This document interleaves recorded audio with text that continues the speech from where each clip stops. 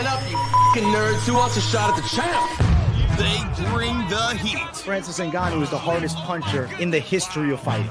They bring the knowledge. If you think this fight is going 5 rounds, you are out of your mind. They bring you the picks. The dog is getting it done in this one. We deliver every single week. We're bringing the heat, ladies and gentlemen. The money line. Don't miss it on the MMA Experts channel each week.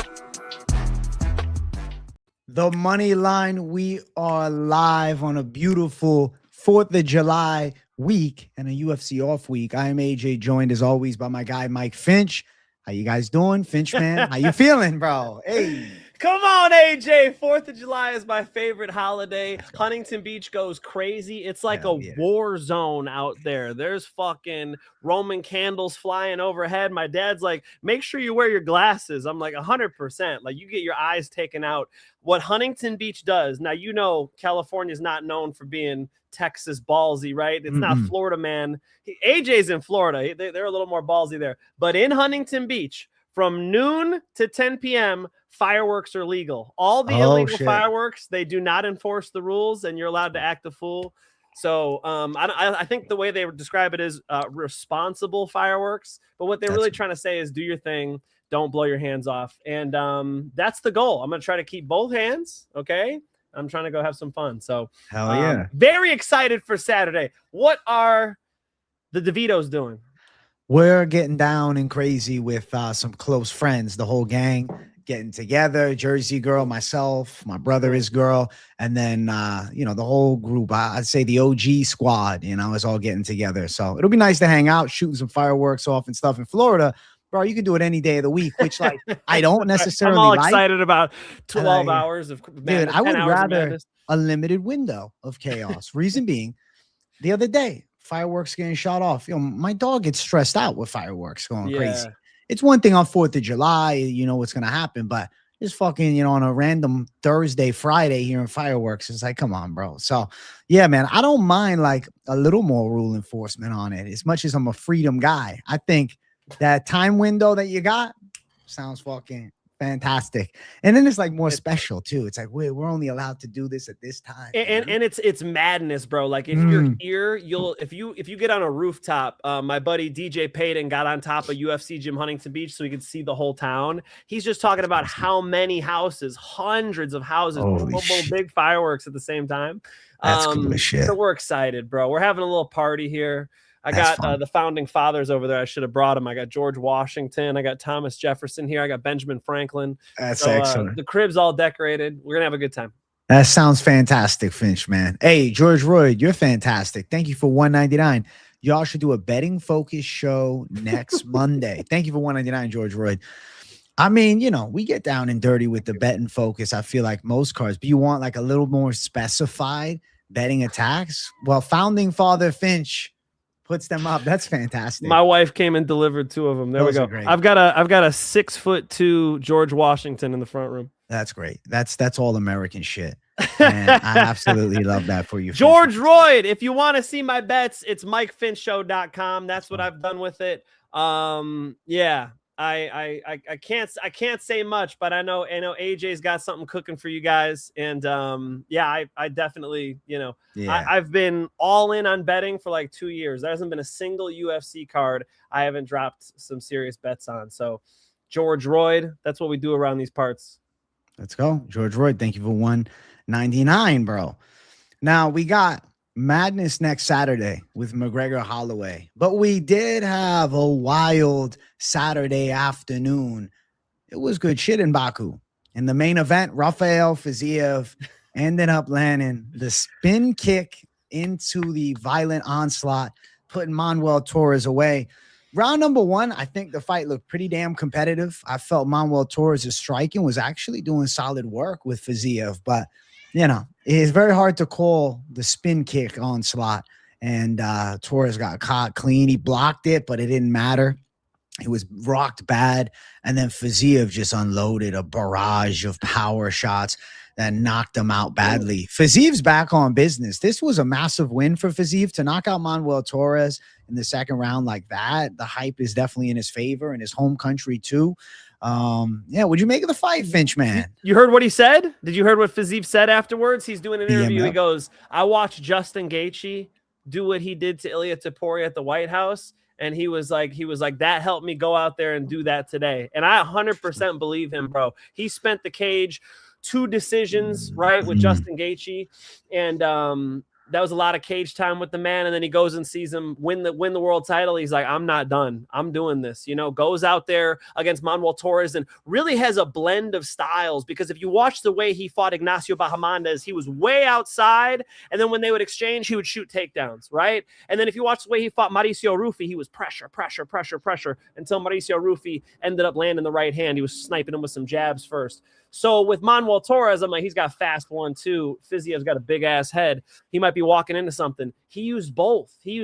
At times he was patient. At times he would get aggressive. He fought very professionally and kept, Manuel Torres a little bit off balance. He rolled the dice a little bit with him too. There were a couple exchanges there. Manuel Torres in the last second of the first round, bam, hits him with a jab hard. But if you look at Fiziev, the blocking thing was working for him. Like, I was thinking, because Fiziev likes to block, those little hands are going to get through with Manuel Torres because the speed. The block saved his ass. Like, him being able to get his hands up for those follow-up shots after that jab kept him up in that first round. In the second round, he comes out there aggressive, wheel kick.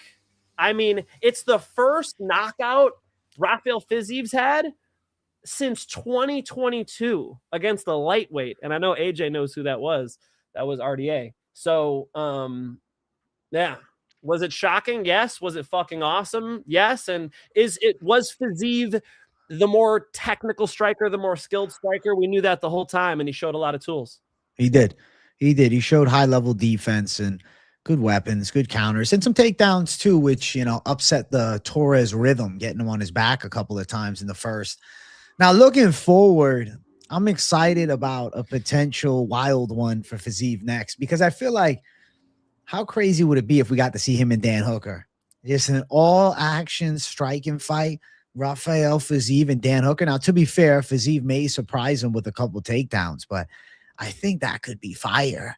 Another option, though, regardless of what happens next week, kind of leaning towards, if you were to lose, Benoit, Saint-Denis, and Rafael Fiziev would be just action on action. So I feel like Fiziev's definitely back in the mix, and he's a legit top 10 threat. His style is very efficient, and I look forward to seeing some more, And what do you think, Finch? You like the matchmaking? Quillen Sal killed. Sal killed, and fucking Fiziev is fired too. I like that. That's Sal killed's big chance. Yeah. I just pulled up the rankings, bro. Quillen Sal killed and Fiziev. I would be so happy to see that fight. BSD's cool. I like BSD versus Paddy Pimblett. This is going to be fun. So I really got to see how it shakes out. AJ might have just showed me that he's leaning towards BSD then. I don't know, bro. I'm concerned for BSD in that one. Paddy's got some nice jiu-jitsu. We'll end up talking about it next week. I'll tell you right now, Finch. I dropped my breakdown nice and early for the people yesterday. I picked Paddy the Baddy. Yo! I did. I think I got it's tough, dude. I think I got to, because the way Benoit Saint-Denis storms into ground and pound, storms forward. He's sloppy with it. And Paddy's sloppy too, but Paddy's got nice jiu-jitsu, good triangle, right? Good guillotine. I'm sure good arm bars. Yeah, ask King Green, right? And I just feel like Benoit Saint-Denis is a little too reckless, dude. I could see Benoit Saint-Denis going to sleep, getting choked unconscious by Paddy Pimblett, and also walking into shots. I rewatched Paddy Pimblett and Michael Chandler today. First off, I didn't remember Michael Chandler out wrestling him that bad in the first round. He was holding him down a little bit, but Paddy Pimblett kept getting back up after that. And Paddy Pimblett hit Michael Chandler with that knee when Mike's coming in. Maybe it's a bad example because Mike's an easy guy to see coming in, but Benoit Saint-Denis walks the fuck in the water like that. Like, he's the car's in drive. What are you going to do about it? Paddy actually has some options, dude. I feel like plus money on Paddy is interesting. Yeah, plus money on Paddy is more than interesting. Obviously, next week we'll really get down and in depth on that. For Manuel Torres, he's good. I just think, maybe not top 10. But then again, if he doesn't get caught by the spin attack, who knows? I look forward to seeing more. I'd still be curious to see Manuel get another ranked fight, like him versus Tom Nolan, who's coming off the win over Fares Ziam. Could be an interesting matchup. Even a Fares Ziam fight, which I think Torres would actually have a chance to do some big damage. So, you know, it's not game over for Manuel Torres. I still think there's some huge matchups. And he's too exciting. They can't get rid of him. He's too exciting. He's right back in the mix. Right back in the mix. Agreed. Now, the co-main event, it was Shara Bullett's, I think, his big chance to shine. I really looked at this matchup. Okay, Michelle Pereira's looked bad in some recent fights, seems to be slow in a step. And what happens? Well, Michelle Pereira looks vintage early, drops Shara Bullett in the first round, wins that first round convincingly, and then kind of runs for the rest of the fight. He's tired round 2, which we expect.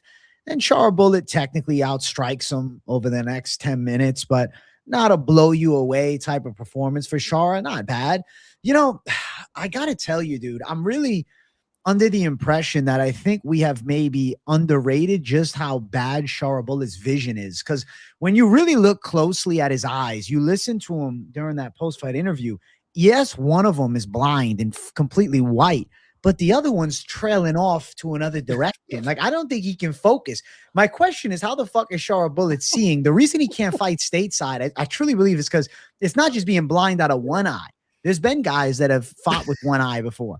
It's the fact that I don't think he can see much out of either eye. So we got Shara Bullett damn near blind out there. He's got beautiful technique, but unfortunately, his skill set is nerfed because he really can't see. No, and I think that is why Shara Bullett tends to be so good with the leg kicks, because he's mostly just seeing shapes out there, and the head smaller, harder for him to track down a lot of the time, man. He's just seeing shapes out there. It's like a fucking you know, it's like you're in Call of Duty and you put on that thing that puts squares over the humans so you know where they're at. Otherwise, you can't fucking see nobody with all the smoke. You're like, oh, there he's at. Puts the crosshairs on him. He needs one of those, bro. He does. Somebody needs to hook Shar up with like a little, you know, boop, boop, boop, boop, boop. There he is. There's his face. Shara Bullett cheated. Herb Dean let him get away with it. You know, Shara Bullett was grabbing hair, gouging eyes, kicking balls. What the fuck, bro? You know, Herb Dean's fault. Herb Dean's just letting him out here cheat.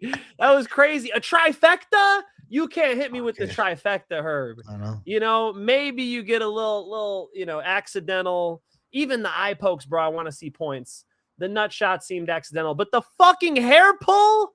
He was holding on to that ponytail like it was UFC 1. Hoist Gracie versus Chemo. That wasn't UFC 1, though. What UFC was that for? Was that for? It was one of the first 5, for sure. Hoist Gracie versus Chemo. He was hanging on to that ponytail. And it worked well. And it works. UFC 3. UFC 3. Boom. And yeah, it does work well. It's against the fucking rules. Where was the point taken away? That fight should have been a draw. 29-28 Shara, but it's actually 28-28 because he's committing 3 fouls. We can't be letting people just out here wilding out. Like, why is this not? We need more people on this fucking team. You know, I got respect for these MMA journalists. I do. They do a lot of thankless work, man. But Mike Bone from MMA Junkie was like, well, he is being held accountable. Herb Dean does more interviews than any other referee. Does more interviews? So he likes being on podcasts? This is him being held accountable? What the fuck does that mean? Held accountable, suspended, right? Pay deductions. I don't fucking know. Not pay them. They're not rich. But like, you know, you get a couple games suspension when you're an athlete. Okay. What about a referee who is really, you know, just, I think too lax, letting people just wild out? Because you know what? And Henry Cejudo said this with Captain Eric Alberison on their live, might be on Instagram. They said, if this is the way we're going to ref, then the fighters have to let loose. If I see the back of the head, I'm still going for it. You know, if I can get an eye gouge in and shit's getting dirty, like, what do you think they're going to do? You know, we have to keep it a clean sport. So I thought the Shara Bullett fight was a great example of how not to ref. Yeah, Shara Bullett eked it out, but it wasn't worth the value. Like, it was minus 350, you know, so I avoided betting on Shara Bullett at all. And that was why. Hey, Karate Kid Madrid, thank you for $4.99. Bros, let's hammer Patty. BSD can get overly aggressive, and he's pretty fatigued and labored with his movements after a round of work. That might be the underdog snipe of the week. We'll see next week as we close in on UFC 329. But definitely, I got 2 eyes on it myself, bro. Unlike Shara Bullet. Shara Bullet has an issue with the eye thing. Now, to my credit, I did bring it up on my show. The fucking eye thing, you got to talk about it. It is a problem with betting on him. Another reason why Shara Bullet wasn't any bets. Of course, it still hits, but it shouldn't have. That fight should have been scored a draw because you can't be committing 3 fouls, in my humble opinion. Respect the opinion. I think it's a valid opinion. Now, Shara Bullet next time out, what are we doing with him? Are we setting up the Adesanya fight and just having a good time? Like, what is the plan? I feel like Izzy's probably live to beat him. I think that'd be like, why not like give Adesanya that matchup? Give Izzy the chance to, you know, take on a guy that's not a surging phenom, rising up the ranks and destroying people. Give him a Shara Bullet. Like Adesanya Shara Bullet is a sick main event in Abu Dhabi. It's a good co-main event if they want to do that.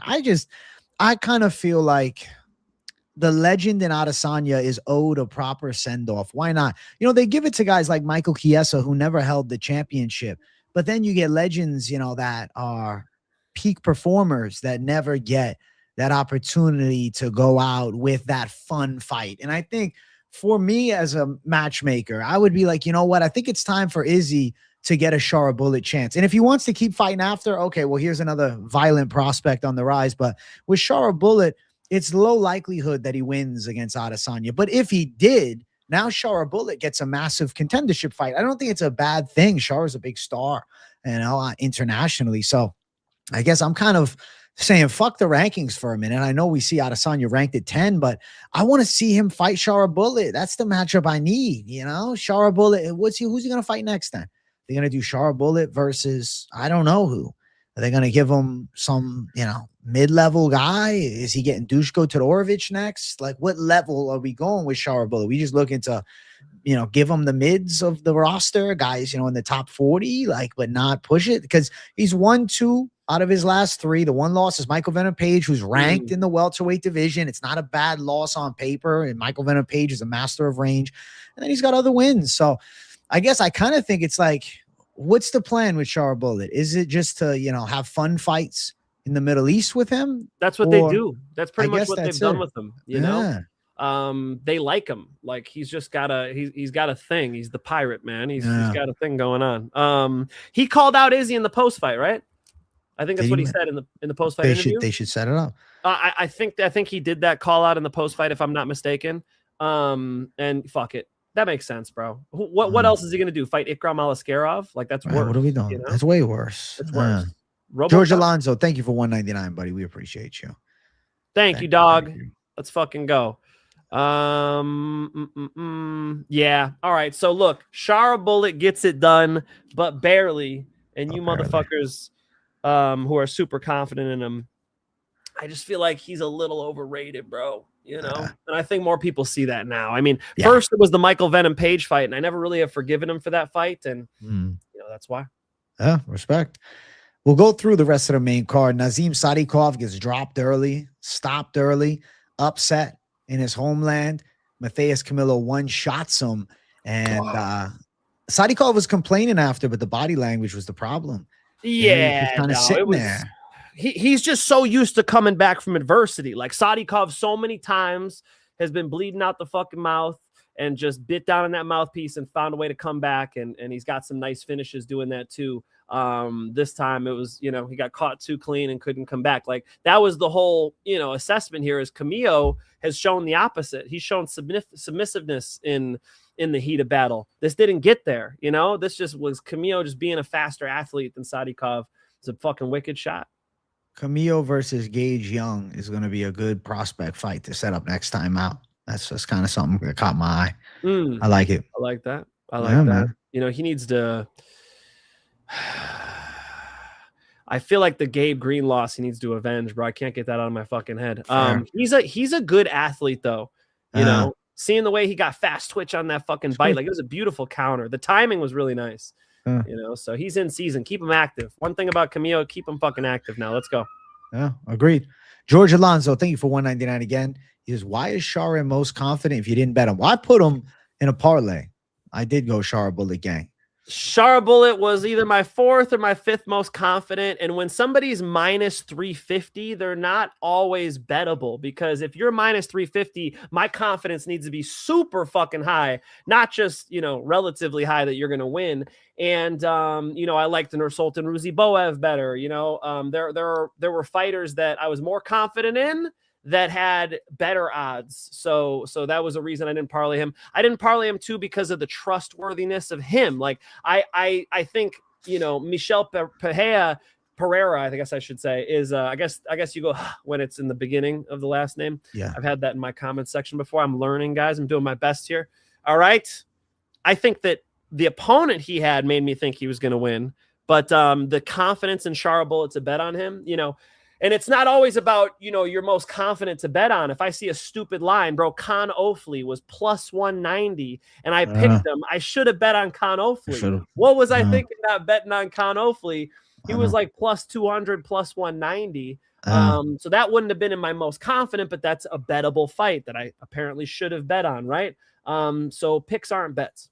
Let's go. Almeida with a career performance dominates Charles Johnson and hits him with the Sulov stretch.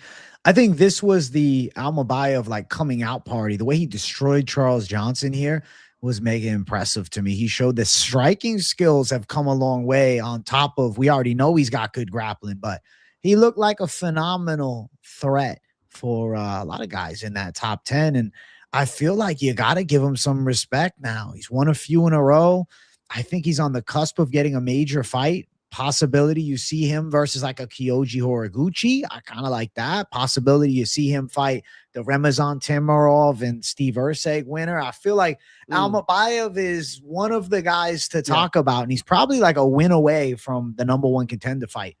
Almeida was in a flow state out there. The commentary was glazing him, and he deserved it, man. He had a great performance. It's just Charles Johnson couldn't time anything, and this guy was all over him. He fights at a high pace. He fought exactly like we broke it down. Fights at a high pace, hits takedowns. He's going to be in your face, and he was snapping back some shots too. Like Charles Johnson was also getting cracked a little bit. So wicked performance by him. Where does he go from here? Right at the top. There's a log jam at the top of that division, dude. Pantoja is who he was talking about, but the champ is Joshua Van. Like AJ said, you got Manel Kopp and Kyoji Horiguchi. Add a Su Almabayev in there, mix it up, round robin that shit.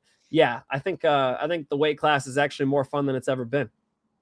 It says call in, and you guys posted a link. Yes, we're gonna take live viewer questions a little bit from now, probably within the next 20 minutes, I'll say, for towards the end. We're going to run through a few more fights on this card.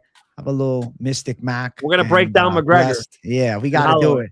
We got a little McGregor Holloway breakdown coming for you guys nice and early, and then we'll have some people on after we talk about that. So wait just a little bit longer. We're going to run through. We're not going to spend too much more time on the card. We'll kind of go quick fire from here, besides maybe the Yakev performance, which was something I want to get in depth about. It'll be longer than the performance, the breakdown. Definitely.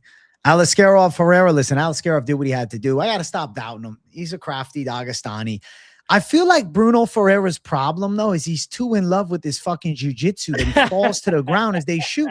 I'm like, what the fuck, man? His actual Why is he backing up? Why is he backing up, AJ? He's skirting the fence. I don't know. You're giving up all this real estate to this fucking this gorilla. You know what I mean? Keep his ass, push his ass back, Ferreira. I know. I don't get it. AJ, you were hating on Alskarov. He's like, why do people think this guy's a blue chip prospect? And what did I say to you? I'm like, he is a fucking blue chip prospect. AJ is a blue chip prospect now? I mean, he's good. He's good. He's good. I think Ikram is good. I think Ikram beats Roman Dolidze. I think he probably beats CLD. I think Ikram's probably actually like top 11. CLD, I gotta say it. But you know what though? If he fought RoboCop, I think he's live to get chinned. Fighting some of those savages, or even Bo Nickel in him, that's a wild fight. But I think Alaskarov's wrestling is some of the best. Alaskarov, Joe Pyfer. Joe Pyfer live to land. I think he knocks him out. I'll go Joe. All right. Brendan Allen and Alaskarov. Fuck, dude. Lean Brendan Allen, but potential for Alaskarov to end up taking that decision. All right, last one. Give me Fluffy and Alistair. Why is that the worst matchup for Fluffy on the fucking thing? I don't know. I don't know. I might have to go slight Aliskerov chance if it's a 3-rounder. If it's 5, I like Fluffy more. Yeah, because he's got a fucking gas tank. Aliskerov's going to be fun in this division. You know, he's not the fastest guy, but I like his constant pressure. He's heavy on top, man. Yeah, Bruno Ferreira, you got to get your ass up and stop backing up. The whole thing there, Andre Fili did it when he was fighting Vinicius Oliveira, pissed me off, is that they're giving up real estate for nothing. Like why? Okay, we're fighting here. If I take a step back and he takes a step forward, I can't take another step back. You know, if I'm going to take a step back and he steps forward, it's because I'm coming with something. I got to set a trap here. You can't just constantly relinquish territory. They're going to push you off the land. You're going to be in the fucking ocean. Okay. You're just going to keep, the car can't be in reverse the whole fight. You know, at some point you have to meet him there. And, you know, I think he failed at that. Yeah, Bruno Ferreira, clearly his biggest thing was he's got fucking hands and he could kick you in the head and he's explosive, and he didn't use that. Well, if you're not going to bring your best weapons to a fight, we're not going to be picking you to win fights. Abus Magomedov, McCulloch, Jaychuk ends the Oleg Jaychuk 2.0 hype. Nice elbow, nice submission. Abus continues to be a round 1 killer, but I still got doubts about what happens past round 1, but early, he looked fantastic here. He did, man. No, Abus ran through Michael and Jaychuk, true club and sub, and I love the high elbow guillotine. I didn't give Almeida credit for a Suloev stretch, which is super nasty. You did, but this high elbow guillotine, this is my favorite guillotine. Because it's my most frequent choke I hit because you get the most real estate. A lot of these guys love this arm-in guillotine shit. The hands are here that they could fight the hands. You know, they bail to their back, they get out. You fucking throw that deep-ass high elbow Marcellitine on people, it is a noose around the neck. What I mean by real estate here is all that waterfront property, all that blood flow gets cut off with that guillotine. Nasty finish by Abus, who looks more jacked and leaned out and hardworking than Abus Magomedov. I know he's had cardio issues. He looks to be on a new level right now. He's got a ton of experience, so hopefully he can make one last run here. He actually is the one who called out Adesanya. It was Abus Magomedov that was calling. That's right. Yeah. That's right. Yeah. That's right. Which fuck it, run it. Adesanya. Holy shit. Trading champ. Oh, the trading champ in the house. You're a savage, trading champ. Thank you for gifting 50 memberships to the good people in chat. I'm sure they're excited, man. For those that tune in, even during an off week, they just got blessed with a membership. We appreciate the hell out of you guys. If you just got gifted a membership, join the Discord. The Discord is linked up in the community tab. You can run over there and hop on in, enjoy the conversation. You know, I'm keeping it running up in the Discord. And trading champ, you're a certified gangster. Finch, man, any words for the savage trading champ? Come on, man. The trading champ's the man. I linked up with trading champ to do MikeFinchShow.com. Check out how awesome it is. The trading champ is unmatched, ladies and gentlemen. The great and powerful trading champ. Certified savage. Thank you, trading champ. All love to you, my brother. Listen, I do want to quickly run through just a few of the prelims. Hasanov, wrestling merchant, takedown threat galore. But, you know, he does it in his sleep. But I feel like at 30, how far is he going to take it with that wrestling? Somebody's going to stop the onslaught and knock him out. But everybody's saying that. Everybody who responds to this one goes, he's going to lose eventually. Why are you guys dunking on him? It's his first UFC fight. Why don't you guys like this guy? What the fuck did he do? Oh, shit. What did he do? He fucking dominated Nolan from belt to buzzer. I thought one of those rounds was 10-8. Was it the first? He fucking dominated Nolan. The problem for me is I did Ruzi Boev and Hasanov in a parlay. Hit beautiful. And then I did Hasanov inside the distance plus 115. This motherfucker hit 1,000,000 takedowns. Outside of the UFC, his ground and pound is nasty. Inside the UFC, he was getting tired because Nolan kept standing up. He'd take him down, stand up, take him down, stand up, take him down. That he just decided to not finish him. And he cost me money. Hasanov, god damn it. It was kind of a wash because I did half unit, but I think I did more on the plus 115. So sure. fuck you, Hassanov. I agree with AJ. Somebody better beat your ass, Hassanov. How dare you gas out and go all 3 rounds with Eric Nolan, you motherfucker. I feel like Hassanov's wrestling is actually real good, though, bro. Like, his ability to shoot and reshoot and chain wrestle, it was very impressive. Like, he'll drive you into the fence, and the way he rips those legs out, he's got another level of wrestling, and it's going to be a huge problem if he can get the gas tank right. Agreed. Fight before, Yakayev with the second fastest light heavyweight KO ever. Clean right hand. Walker goes down and out. We're looking at a potential phenom. I mean, Abdul Rahman Yakayev is in his mid-20s. The guy has knockout power in his hands and a high-level ground game. This fight was no different. He made it look too easy as he one-shotted Julius Walker. The knockout happened at 4 seconds. The referee stopped it, at 8 seconds. This was a one-shot pulverization, man. And I'm looking at Abdul Rahman Yakayev, and I'm thinking to myself, he might be ready for a top 10 right now. But because he's 25, they're not it's like, let's go slow and steady. I don't know. Being 25, where is the next matchup going to be? Because I do feel like if you keep feeding him average guys, he's going to crush them and he's going to make them look bad. You think Yakayev's got like legit potential to break into the top 10? Absolutely. Super impressive. Another lightning fast finish from him. He's already done this before. All of his finishes are in the first round. Taking out Julius Walker that quick. I mean, he was my single most confident pick on the whole card. He was also in a parlay. Free channel, right? Free channel was Ruzi Boyev and Yakyayev, right?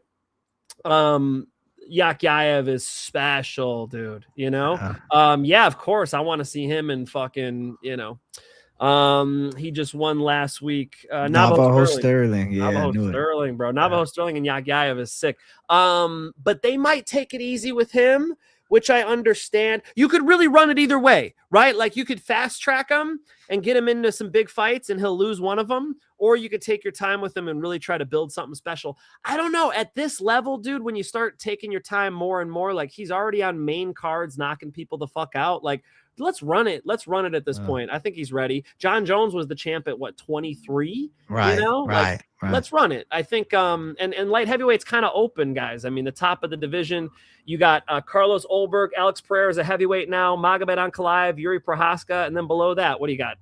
Paulo Costa, Jamal Hill's number 5. Jamal Hill looks pregnant. He's going to heavyweight.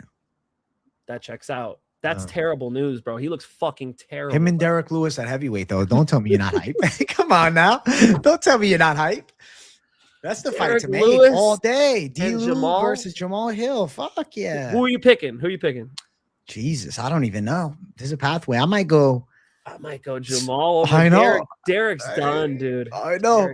Jamal's fast too, right? Even though, the flaws that get him beat up against some of the better light heavyweights, at heavyweight against, non-elites, I feel like he's actually going to collect some wins, man. The guys are going to be slow. He hits hard. He's always had pretty good power. He's a southpaw too. Jamal Hill and Derek Lewis is a really cool fucking fight. And I strongly hope that we see that either later this year or early next year. Yeah, why not? Give it to Texas. Yeah, run it. Let's do it. Little D-Lou love. D-Lou looks old now, so I guess there are some winnable fights at heavyweight. But bro, like, even the bottom of heavyweight, Ryan Spann is super dangerous. I don't know. Pinto, good fucking striker. Walter Walker. I mean, some of these guys are gonna fucking run through Jamal Hill at heavyweight too. He looks really bad to me, bro. He looks done to me. We'll see. You never, guys get fat and they come back. Guys. Tyson Fury got up to, what was it, 300 and however many pounds, and then got all the way back down and won the world title, WBC title in boxing. You could do it, but he might have been 400 pounds. Yeah, Tyson. Yeah, I think 400. Right. Actually. That sounds right. The pictures of him are crazy at the bar. Yeah. He was doing cocaine. Crazy. He was driving his car, thinking about committing suicide. Crazy. And he got his shit together. And he went back and won a boxing world title. So, I can't say it's over, but Jamal Hill really looks like it's not a good heavyweight. It's not a Poatan heavyweight look, and even Poatan struggled. Right. True. Yakyayev's the truth. Take it slow with him. I'm good. If we wanted to challenge him, though, Navajo Sterling and Yakyayev, I would love to see live. That is a cool fight. That'd be sick. Rizzy Boyev made it look easy. Nasty sub over Pelayev. I actually had mentioned the sub. It was plus 1,000. I'm like, this guy's got 20 submission wins. You got to at least consider throwing $5 on it at that line. And damn, Nursultan Rizzy Boyev does it. Locks up the submission. And I feel like he's pretty solid in the UFC middleweight division. Tricky frame for the weight class. And I feel like still big things ahead of Nursultan Rizzy Boyev for sure. Impressive one. He's more heavily muscled than ever. He just came out and just dictated the fucking fight. Got right to Pulayev. Patient, but still pressure. Like, it was beautiful to watch. Gets the sub. Man, Rizzy Boyev is the truth. And this was the best mismatch to bet on the card. You know, Rizzy Boyev is much higher level than, you know, Pulayev is here today, gone tomorrow. I think Rizzy Boyev, despite having, you know, a decent number of losses, look at the frequency he was fighting at back when he was getting those losses. This is a different level, man. A 2026 Rizzy Boyev is a top 10 UFC fighter in the division. I think so. I think he's going to carry on, and Rizzy Boyev, it'd be nice to see him be active now again. What fight I like for him is versus Yusri Belgori, 6'6" kickboxer. That's Come a on, tough dude. one though, bro. I know it is. Yusri? You're gonna make them kill each other? I want them both to win. That's one where when you match them up, I'm like, oh, that one's gonna lose. No, I like both of these contenders. Fuck like that, the AJ. Damn. I don't know. Oh my God. Go. I really don't know. I think maybe you take your time with him still. I just want to see him be active, you know. I don't need to have him gunning for a title shot just yet, but let's get 3 fights in, you know, in a year's time. I think that's a good goal. Hey, let's run through these last 4 in record time. Fight before, Offley Reyes, your boy Reyes. Good call on Offley. I fucking told you guys he comes forward with his fucking head up in the air. Why didn't I bet on it? Tell me why I didn't bet on it. I'm confused. Why? I was surprised that you said you didn't bet on it, dude. I actually thought you were going to go after it. I thought you might underdog it. I'm listening to everybody talking about, oh my God, you know, there's no way that Offley can win, you know? And I'm like, fuck, are they right? You know what I mean? I get it. I get it. You know, I go on my show, I click the camera on, I tell you guys what I think. Offley via finish. And I was dunking on Reyes too. So the combination of the two, people underrating Offley, overrating Reyes. I learned my lesson. Learned his lesson. Fight before, Donchenko, sick knockout. Looking like a good prospect. Even Berggren showed up, bro. It's just Donchenko's the man. Donchenko's more dangerous. He's looking more thick too, bro. He's heavy on his shots now. He's punching like old Poirier. Wow, a little bit heavier. Donchenko's the real deal. Let him fight in Paris. I like that. Almakan Matsumoto. I thought Almakan won for sure. Thank you. 28. Jesus Christ. I thought a 30-27 is not crazy here. The fact that it went to Matsumoto, I said, wow, what the fuck? How one judge scored round 1 for Matsumoto. He got dropped. I'm like, how is that possible? You got cooked round 1. Absolutely. Like you can kind of say, well, round 2, he had some volume shots. Round 3 was close. But I still thought Almakan, round number 2, landed some clean shots, busted Matsumoto up, rocked him a little bit with that uppercut. I still thought, okay, you can give the second round Matsumoto, though. But third, I thought Almakan outworked him for sure. And Matsumoto at the end of the fight is like running away, whereas Almakan is pressing him. Yep. Very confused with that decision. That was a weird one for me. You know what? Matsumoto's the split decision man. Matsumoto used his secret weapon, which is he's been in more split decisions than anybody in the division now. So he knows a thing or two about eking out these fucking rounds. Beksat Almakan, I thought, would defend the takedowns. He did that. Beksat Almakan, I thought, would stand up immediately if he got taken down. He did that. Beksat Almakan hits harder and was going to crack Matsumoto. He did that. And he still fucking lost the fight. You know? That sucks, dude. Yes, I slammed the plus 140 or whatever it was, and fucking poor premium channel too, bro. You know, this is the dog I decided on. Instead of Offley, I chose dog of the week to be Almakan, and the judges do this to me. No, I mean, Matsumoto stayed in it. I did think Matsumoto fought a good last minute in that second round, just kind of stayed on him with some peppering stuff and, you know, at least threatening takedowns. And the third round was kind of close. I just thought there was some silly shit. Like, for instance, the corner of Matsumoto's like, you definitely won that round. No, he fucking didn't. And of course, like you said, 2 of the judges scored the first round to Beksat Almakan. Beksat left it too close, right? I didn't want to see a split decision scenario. I just wanted to see, but Almaken fucking opened that vagina up on his head, dude. Like Almaken did some work. I thought you could have given Bexat that fight as well, and my betting account would have liked that as well. Same here. I mean, he wasn't no plus 145 dog though. No, he was in it. He was in it. Fight before, Abdullayev, Nascimento. Weird stoppage, but Abdullayev outworks him, gets the W. I felt like this was not UFC level shit, though. You know, this was, if both guys were on the Contender Series and they were trying out, and we were in August right now, and that was the fight they put on, they wouldn't be signed to the UFC with those performances.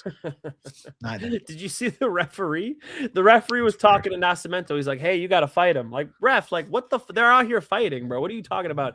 The ref was like coaching Nascimento. It was fucking crazy. Abdullayev, you know, gets an early stop. The third. The ref hated Nascimento. He bro. Did. What the fuck was he going hated on? him. There was he beef. hated him. What was going on? Yeah, Nascimento was just floating like a butterfly. He forgot about the stinging like a bee part. Another day at the dock. Thank you for the 199. Rennie Roman, GOAT. Hey, W, bro. W, Rennie Roman. W to you. Karate Kid Madrid. Thank you for 199. I had Almaken winning some bullshit. Yeah, we agree. Yeah, with you me too, Karate Kid. He can't be leaving it that close with this fucking split decision machine, you know. But the thing is, when they both fight that hard, man, they both fought like good fights. I thought, you know, you could definitely say Gene Matsumoto fought the best fight he could too. So, you know, they left it up there. Yeah, I'm not. When it gets to these close decisions, AJ, June has not been my month. Unfortunate truth, bro. Unfortunate how the game goes. Listen, before we have some of you savages call in live, the Finchman and I want to give you guys the gift that keeps on giving. For the 250th anniversary of this country, of the beautiful United States of America, we're going to give a little early McGregor versus Holloway breakdown. Now, I have my full card predictions on the channel nice and early. If you guys want to check them out, I'll have it linked up in the description of this video. And Finchman and I are going to go back and forth, but I got to let the Finchman have his shine first. We got comeback of the legend, Conor McGregor. Comeback of the most popular fighter in history of Conor McGregor. The Mac is back, but is he really back? We'll find out with the Finchman's take. What do you think, man? Return of the Mac. Once again, return of the Mac. Return of the Mac. McGregor's coming back. Holy shit. Guys, we're 2 weeks out, less than 2 weeks out from Conor McGregor returning to the UFC. Champ gave you guys 50 memberships. Christmas has come in June, July. You get what I'm saying. Conor McGregor is the most entertaining guy we've ever seen in this sport. If you watch his interview with Ariel Helwani, if you look at the charisma level, it is fantastic to hear Conor McGregor back on the mic. And he's at 170. He's a true 185-pounder cut into 170 now. And he's got Max Holloway, who was a 145er as well at one point, now a 155er, but certainly not a 170-pounder. And he had Max on like relatively short enough notice to where Max couldn't really change his body. And that would be stupid. You know, we've seen what can happen. Powhatan did not look good. He looked flat when he put all that weight in his ass to go in there and get hit in the back of the head by Cyril Gahn. And I feel like here, you know, Max Holloway should not be doing the Hawaiian buffet. He should be not doing the Kahlua pork. Shout out to my boy Sam Adamick in Oahu. I know he is eating the Kahlua pork, but you know, I think Max Holloway should just come in, and if he weighs 165, he weighs 165. Don't worry about it, right? Come in and be mobile, right? Because he's not going to match McGregor's power, not even close. And we've seen we can't make the same mistake twice. What I mean by that is Justin Gaethje being a true lightweight and Ilia Topuria knocking people out at 45 and then coming up to 55 and fighting 55ers. There is a difference, right? I told you, I was looking back on that Justin Gaethje interview. I'm like, damn, we're the same height. I look, he's 5'11". I'm like, God damn, bro. He is actually a pretty big lightweight, and it mattered. You know, Ilia Topuria was hitting him as hard as he could, and Justin Gaethje ate it, you know? So when Max Holloway hits Conor McGregor, is he going to be able to take the shots better? That is possible, you know? And when Conor hits Max, is it going to hurt more? That is completely possible, right? But we've got 25 minutes. and I rewatched their first fight too many times at this point to see the difference between Conor when they first fought and now, and Max when they first fought and now. And I'll tell you what, the narrative that Conor's putting out there, he's no better than he was back then. Conor doesn't believe that.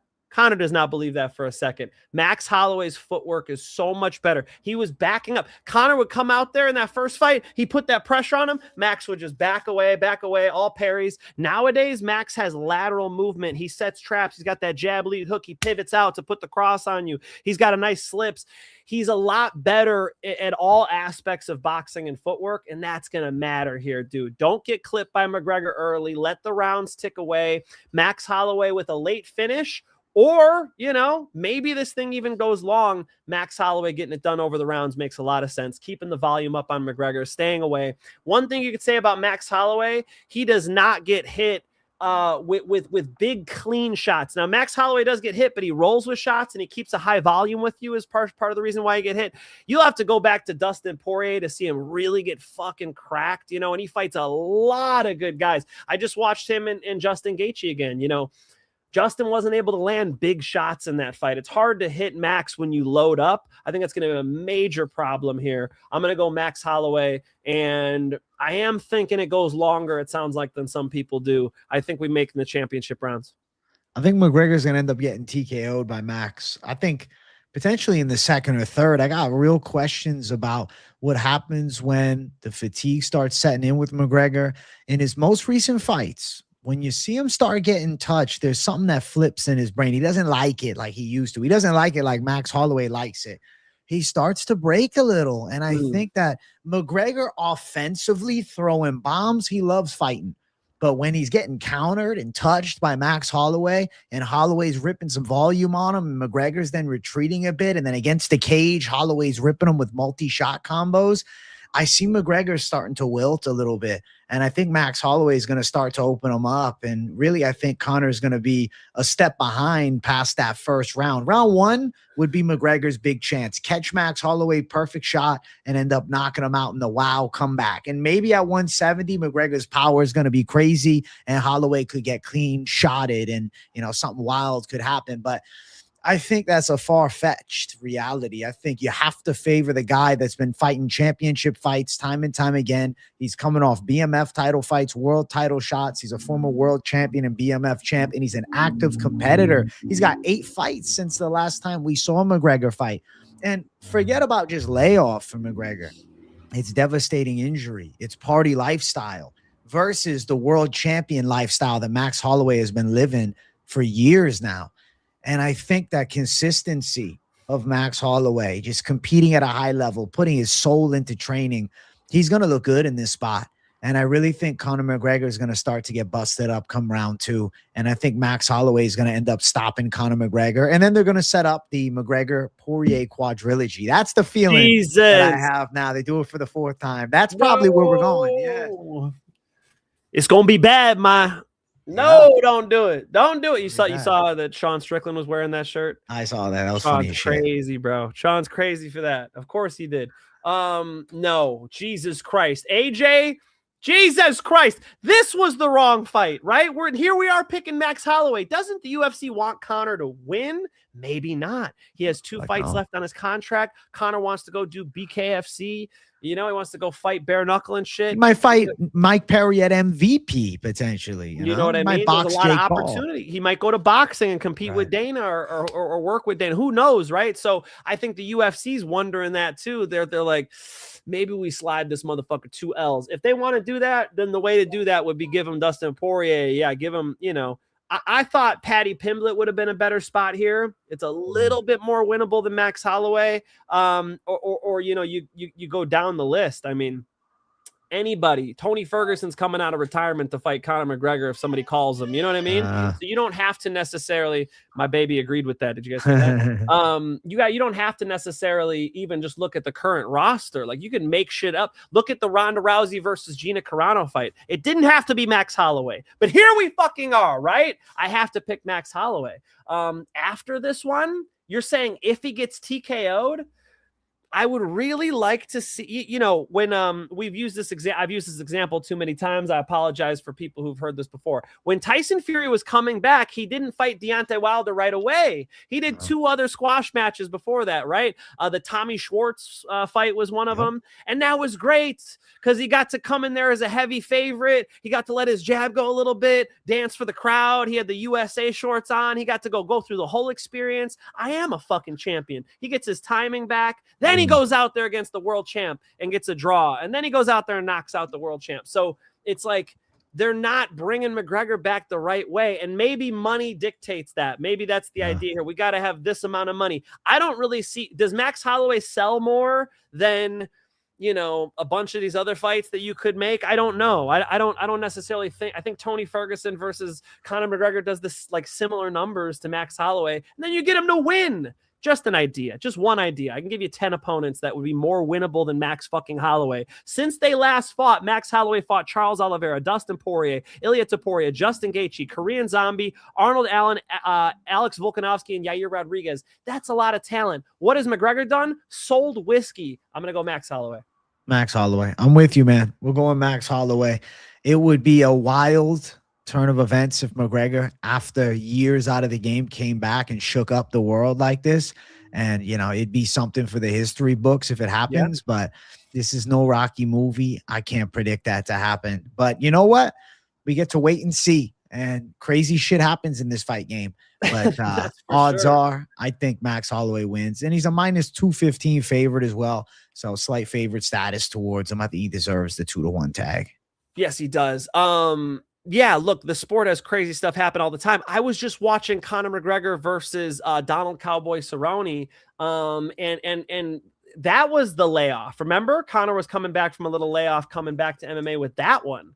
And so it's like comparing this fucking layoff, 5 years, yeah, it's a huge problem. It's a huge problem. And, I think the whole other side of it is what Conor was talking to Ariel Helwani about.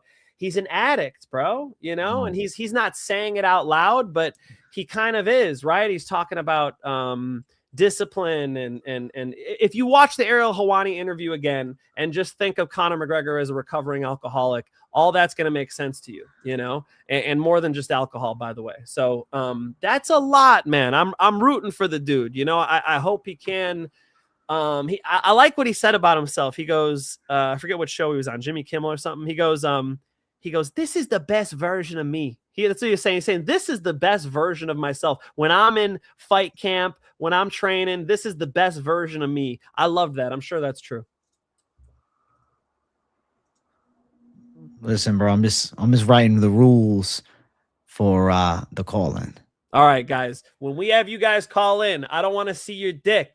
I don't want to see your ass. I just want to see what you think about McGregor Holloway, or just ask us whatever the fuck you guys want. Okay. I hope you guys got some. Give me something good. All right. Ask me about American history. I got the founding fathers right here. Let's fucking go. Run it. Run it. Let's see what you got. All right. All right. Listen, people, you can join now. I have the rules, which I will read off for you guys live. Calling rules are simple. Camera on. Use your chat name. Have decent audio, please. No crazy profanity, and keep it respectful. It's a first come, first serve, but members get the slightly preferred basis. Like right now, I see Fight Sport talking. I'm not going to add him to stage until he has his camera on and his audio on. So if you don't have that on and you're waiting in line and somebody else comes in, you're going to get passed up. So make sure camera on and audio on. Those are the rules of the day. All right. Cool. Simple, easy to follow. Should be a chill time. We look forward to talking to you guys. Karate Kid Madrid, thank you for $4.99. Max, a great parlay piece because it's an easy hedge for McGregor. You can just take KO, TKO, group betting for 1 or 2. The McGregor way, I think, is first or second round. I think more likely you see the side of Holloway winning second to fourth, I guess. So fair point, man. Thank you for $4.99. If I'm going to bet McGregor, I think the bet on McGregor would be win inside the distance, goes distance, no action. Because Max Holloway on the cards makes a lot of sense. Conor's won decisions, but bro, 5-year layoff, 5 rounds with Holloway. I think he's going to try to first round him, So yeah, Conor's probably got like 7 minutes. is what I'm thinking. You know, we'll see. He looks in shape. He's training down here in Newport. I don't know if you saw that. He's at Ruka Gym. I should say Tenori's gym. The owner of Ruka is Tenori's their last name. And, you know, he's been getting training over here just a few miles south from me. So maybe I should go pull up on him. You guys got any questions for Connor? I'll put a camera in his face while he's running on the beach. Can't Connor? The chat needs to know. I think Connor 1 or 2 would be the way to play Connor, and then Max. I don't know. You think Max is getting him out of there early? I guess there's a chance. Second to fourth, like, but I don't know. I'm having a weird feeling second, but it could go a little longer. Yeah, I think Max, the best thing he could do is just take his fucking time. I'm sure his coaches are telling him that too, bro. Take your fucking time. Let these rounds tick by. Let's fight Connor when round 3 starts. You know what I mean? I think that's what I would tell him if I was his coach. Just pretend like you're fighting him, kick his calves a little bit, move around. Because you know what Max has underrated? Underrated kicks. He's got that little taekwondo-ish karate stance. And he's got underrated kicking game. Now, previously, AJ, the kicker was Conor McGregor when they fought. That's how Conor beat him. He was landing all those kicks. Times have changed. Conor's heavy on his feet now. And I'll blame the coach. That's the reason why when I do an in-depth after this. But it's a problem. Let's go. Finch, we're going to take some folks on. First up to the stage, we got the one, the only, Reswig Exterior. What's up, guys? What's up, buddy? How you doing, man? Pretty good. How are you guys doing? Feeling good, bro. Can't complain. Had a quick question for you guys. Thinking about putting $1,000 just on the 2 through 4 KO for Max. What do you guys think? Shit, $1,000. It depends what that $1,000 means to you. Would be our best advice, Finch, man. What do you think? Carry that on. Exactly, right? So it's all about what unit sizes you're betting with. I could definitely say that round 2 to round 4 is very live for Max. Brother, I'm just worried. I have this feeling we could see 5. I have a feeling we could see 5. And you know what? Max isn't that crazy of a favorite anymore, dude. It's closing in. What is he, minus 225 now? I predict that I think they'll be even tighter I think he's going to be like a minus 190 line by the time fight time comes. So if it's my money, I'm going to say maybe the way to play it is like a Max Holloway parlay. And then if you really want to go for it, bro, and AJ disagree with me. I think Max Holloway decision makes sense too. Listen, if you're feeling that side, you could also go Max Holloway wins like over a round and a half, you know, and that'll get you a little bit better than minus 225. Decision would be pretty good plus money. I don't have that prop. Let me see though. I'm gonna look for that line. I haven't seen that prop yet. Let's see. The best thing you could do is not fight Connor. Just be like a B in there, you know? Move around that cage. I don't know. Is $1,000 something you normally bet, bro? What's that? Do you normally bet like $1,000 on a fight? So usually I do 1,000 for my safety parlay, but like this, I'm just feeling, you know, it's the Connor card. I kind of want to get a little risky. Right. So it's a once in a lifetime shot. And like looking at the over 1.5 is minus 230. So if you went Holloway to win over 1.5 rounds, they'll probably give you a halfway decent line. I don't have the exact odds on it. Let's see. Yeah. I just keep seeing Connor curl up the body shots in the second or third. That's what I keep seeing. I like that. I like that, especially because Max is a better kicker than ever, dude. I think that's the biggest thing here, right? Is Connor's heavy and Max attacking that body. That makes a lot of sense. I like that call. Holloway KO is minus 115 right now around that part. So I would say I agree with the analysis of 2 to 4. $1,000. Depends what you're feeling. I mean, are you ever going to get the chance to bet on Max Holloway against Conor McGregor again? No. So do with that as you wish, you know, brother. Yes, for sure. For sure. I appreciate you guys. Hey, appreciate you, bro. All righty. How do I exit this thing? Do you guys exit for me or do I press exit? Got your ass. I got you. Peace, dog. Good dude. Good dude. Good dude. That was nice, man. All right. We got a nice little lineup up in here. So I see KZ MMA looking like he's ready to rock, but I don't see his camera on right now for KZ. I see Killer Kev looking ready to go. And he's got the camera on. We got respect for it. What's up, bro? What up, Kev? First of all, I want to say both of you guys I'm a huge fan of, man. I listen to you guys every single week on this fighting stuff, man. I just have 2 questions for Finch and you MMA experts. Sadikov fucked my whole parlay up. I would have won $1,500 to $2,000 on that, man. Now, the second question is, what's the best way to handle that? Because I put 7 fighters on that parlay, and just him messed that whole up for me. So I think the best way to handle those long parlays is, unfortunately, when you're biting down on the mouthpiece and riding, you got to be ready for the emotional pain of taking the L at the end. That's normally when it happens. It's you're up, you got 6 legs, you're like, bro, this is going to hit. And then the one that ends up missing is normally your lock. You're like, body call, what? And that the reason why I picked him is because I always listen to Finch's top 5, and he put him in there. So I was like, all right, if Finch is like 4-1, bro, you picked the wrong one. And then as far as the McGregor fight, answer me this: how did he go from like almost a plus 400 to splitting that in half for McGregor? Is that just because of people just putting all the money on McGregor? Yeah, that's what it is, right? Yeah, a lot of McGregor bettors. And as it comes closer to fight time with Conor talking all that shit, I'm telling you, I feel like the line will get even closer. So I have no bets on that fight right now. I think I'll wait until weigh-ins when Conor gets in his face and people start to feel that Conor love, because, bro, I have a flashback. I was in Las Vegas when Conor fought Dustin for the first time, and I was thinking, second time. And I was thinking, could Conor get this thing? And you get more confident on Conor when it comes to fight time because of the vocal skills. I won't be fucking swayed. You know what I mean? No, I definitely agree with y'all. Like the 5-year layoff, man, that's just too long to fight an elite talent like, Holloway. That's just too much. 5 years is 5 years. I'm with you. I'm with you for sure. Because and Finch, to add on what you said, if I didn't run a show covering the fight game, I'd be tempted to bet on McGregor plus money, especially at plus 450. So I see why a lot of people have done it. But the good thing is, from the analyst side, we got potential on a little Max Holloway 2-leg parlay. If it gets like minus 180, minus 170, shit, I might be looking at that for fight week. Yeah, bro. Just one more question, and I don't want to continue. I don't want to, because you have a lot of callers. As far as the BTS, the BSD and Patty, how do y'all feel about that one? I like God of War. I like God of War. Respect. I'm a fan of God of War, man. I just feel like every time that he steps in that ring, he has like a chip on his shoulder, bro, and he just continues to handle business. You know what I'm saying? He's a gangster. He's a true gangster, bro. He's a real killer, like straight up, literally a killer. The cars he drive, he keeps walking you down. But bro, look at him with Dan Hooker, the way he was coming out there with his hands in. I was like, oh my god, Dan Hooker might catch him. I'm fucking sweaty palms watching that fight.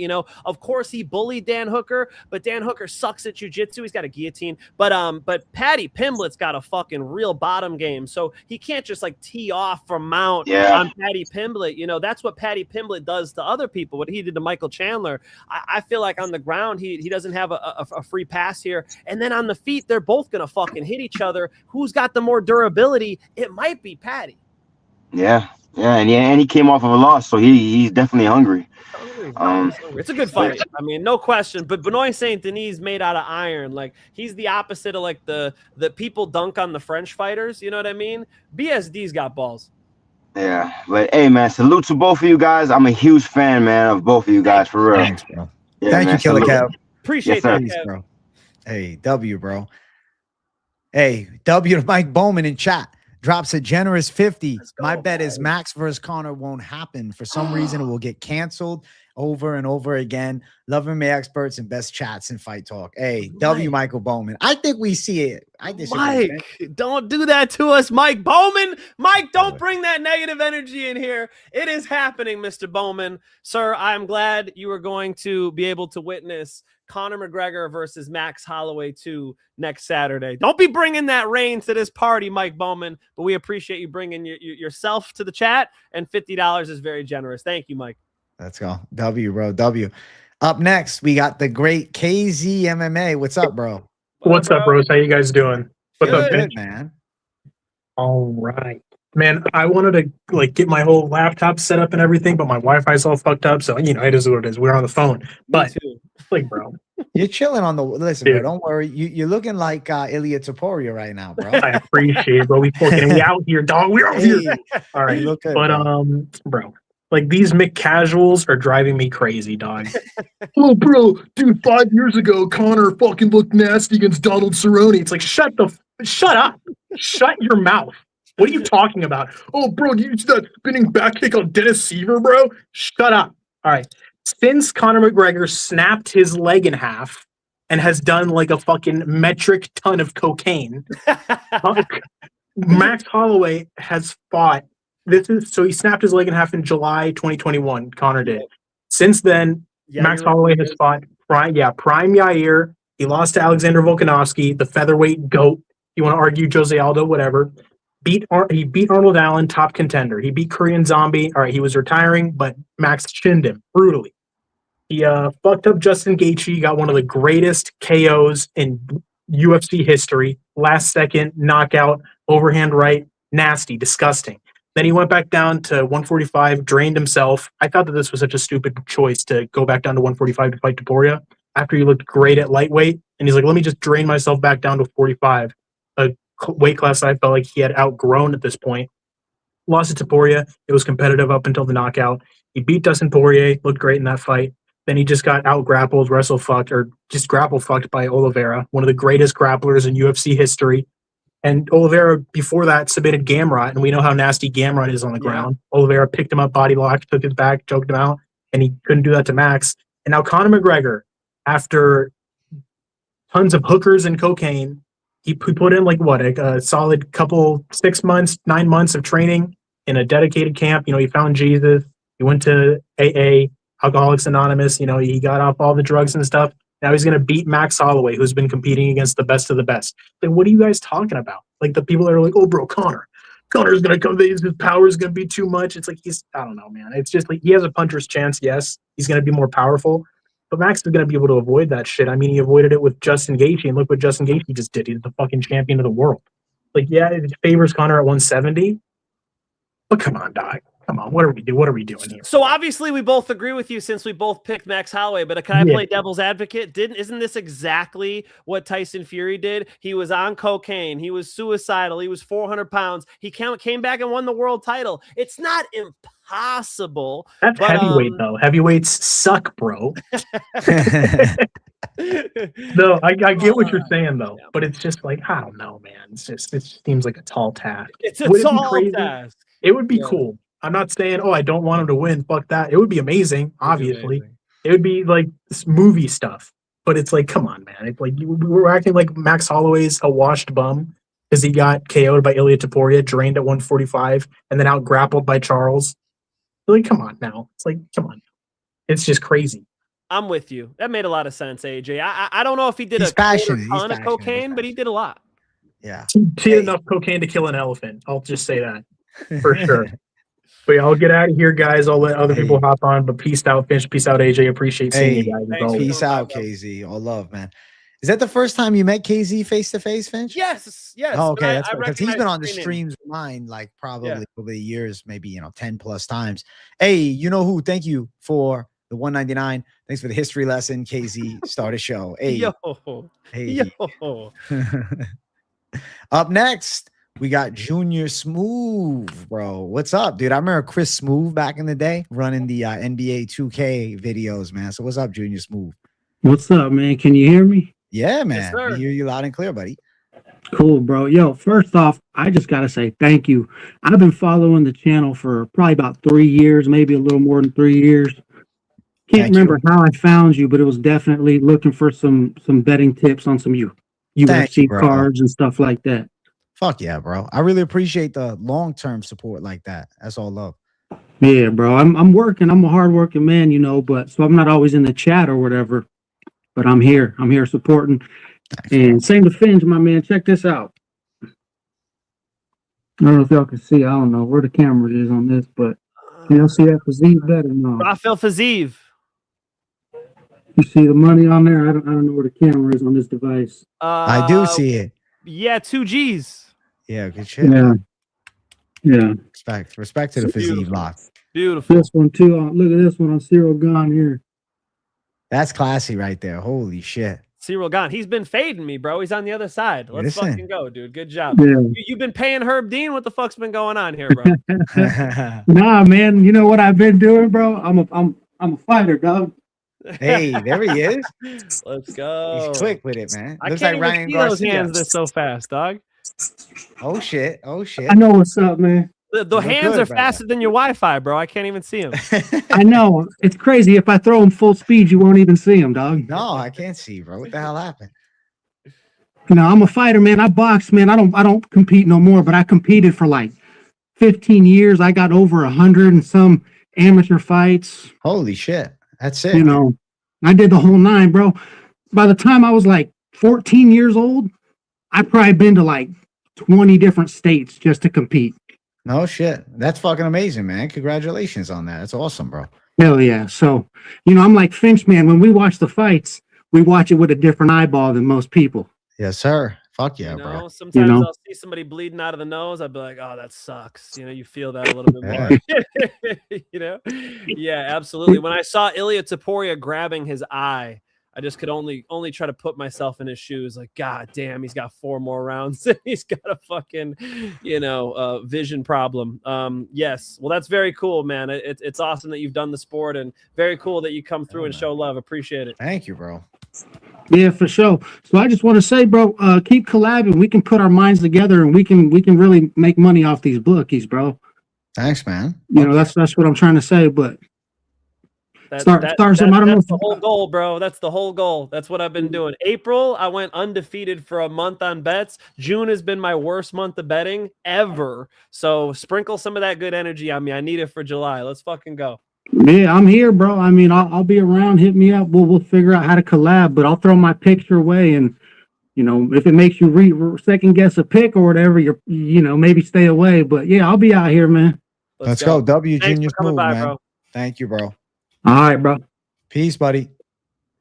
Hey, W, my boy. Up next, we got the Savage up in here. Karate Kid Madrid, face to face. What's up, bro? All American. What's up, guys? Beats, Can you hear me okay? Yes, Yeah, sir. Oh man, this is surreal getting to talk to you guys, man. Hey, it's great to talk to you, man. Karate Kid Madrid was a pro fighter. He was fucking running it, bro. It was okay. I was probably one of those guys who was a star in the gym, but couldn't necessarily put it together when I got into the cage. But I've got some decent wins on my record. I got a win over Joaquim Spirit Wolf. He was a pretty decent name in Bellator. And funny thing, Finch, the guy who cornered me for that fight was Rafael Cordero. Holy shit. That's cool. cool. Well, Vanderlei was cornering me, and it was Verdum's league. It was like Spartan or something like that. And Vanderlei had asked Cordero to come help corner me, which it was cool because Vanderlei doesn't speak any English. It's terrible. Hey guys, but yeah, go man. for the submission. I go Just boa, good. Isso. I remember right before the fight, he like just kind of whispered to me. He was like, "Fucking kill him," and I was just like super hyped just hearing him say. I was like, "Oh shit."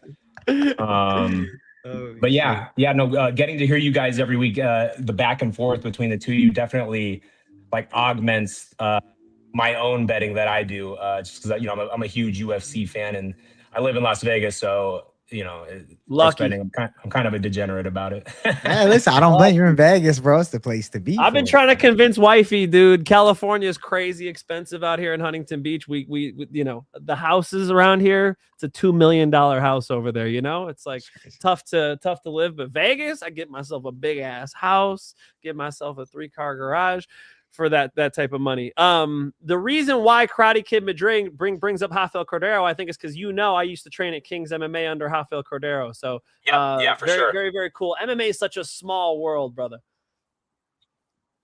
World, like I'll hear certain things that you guys reference on the podcast, and me just living here in Vegas. When I follow you guys on Instagram, I think I see a couple of guys that Finch follows from the jiu-jitsu community, and I'm pretty tight with them here in Vegas, so we probably know a lot of the same people.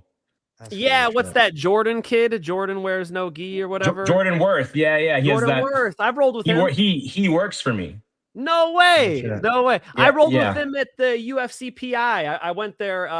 Patchy Mix and Tatiana Suarez got me in, and I trained with him. He's fucking, his guard is, bro, nobody submits me from guard. His guard is nasty, dude. You've rolled with him? It'd be pretty bad if I rolled with him and he beat me up. But He's Jordan's he's got that crazy knee flexibility and dexterity. He can do some like crazy stuff. It's just like I come from like an old Gracie Baja jiu-jitsu style. So the things that people are doing today, it's just it's wild. That's like, I think I actually just got back into rolling recently and someone put me in a buggy choke. It was like I just can't believe like these spots where people can find submissions now. I know. No, Jordan. AJ, I don't know if you know who this guy is. He got famous for. I know. There was like somebody getting. Was it a mugging or a guy It was? was a girl? woman was getting beat in a park, the Craig Ranch Park here in Las Vegas, and Jordan saw it happening. Saw the man kick the woman in the face, and Jordan's a black belt in jiu-jitsu. Yeah, Jordan sprinted over and took the dude down, choked him unconscious, and then like just held him in a body triangle until the cops arrived. Sure.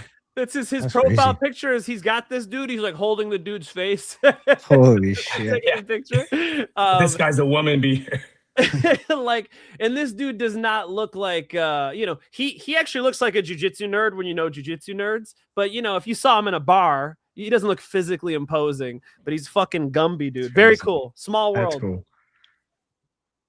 Me the other day at the link. I own a talent agency, and he was working as a shirtless model.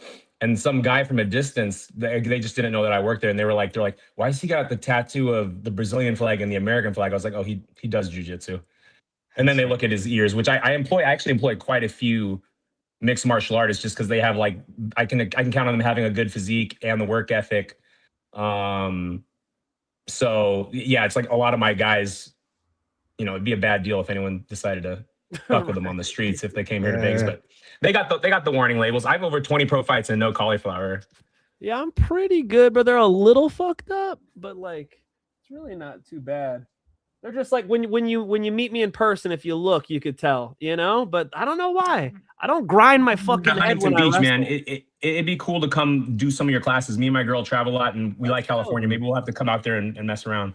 UFC Gym Huntington Beach all summer. I'm coaching the Thursday 6 p.m. no-gi. That's the biggest class I coach. It'd be the best one to come to. And I'll be in Vegas in early first week of September. So if I have any time to train at all or anything, I would not mind letting you know where I'm at. I was thinking maybe Syndicate. I think maybe I'll drop in somewhere. But I'm with I've got good friends at Syndicate and Extreme Couture, so we can make that happen. That'd be cool. Karate Kid, I got you. Thank you for dropping by, bro. Sick shirt. I appreciate it, gentlemen. Thank you. I'm going to let everybody else get to it. Karate Kid Madrid. Good to talk face to face finally, my bro. Great to talk face to face. Take care, gentlemen. Peace, buddy. Peace. Hey, Karate Kid's a G, bro. Cool as fuck. Can't to see him face to face. And up next, the guy who's in the thumbnail. I don't know if you saw the thumbnail, Finch. I put Stormy Normie on the side. OG of the channel. What's up, bro? What's up, guys? It's been so long. I know, man. Can you hear me? You know what, bro? I don't know if it's my imagination, but you look tanner, bro. You joined the military, so now he's getting ready for warfare out here. Just Holy shit! For weeks on end, not being inside. Good shit, bro. What's up, man? It's good, bro. Good. Yeah, I've just been home for a few days.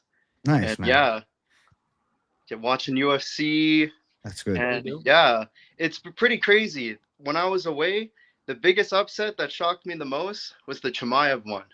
I couldn't believe him lose it. to Strickland. Yeah, no, he looked unbeatable. And then the great American hope, Sean Strickland. Holy shit. Yeah.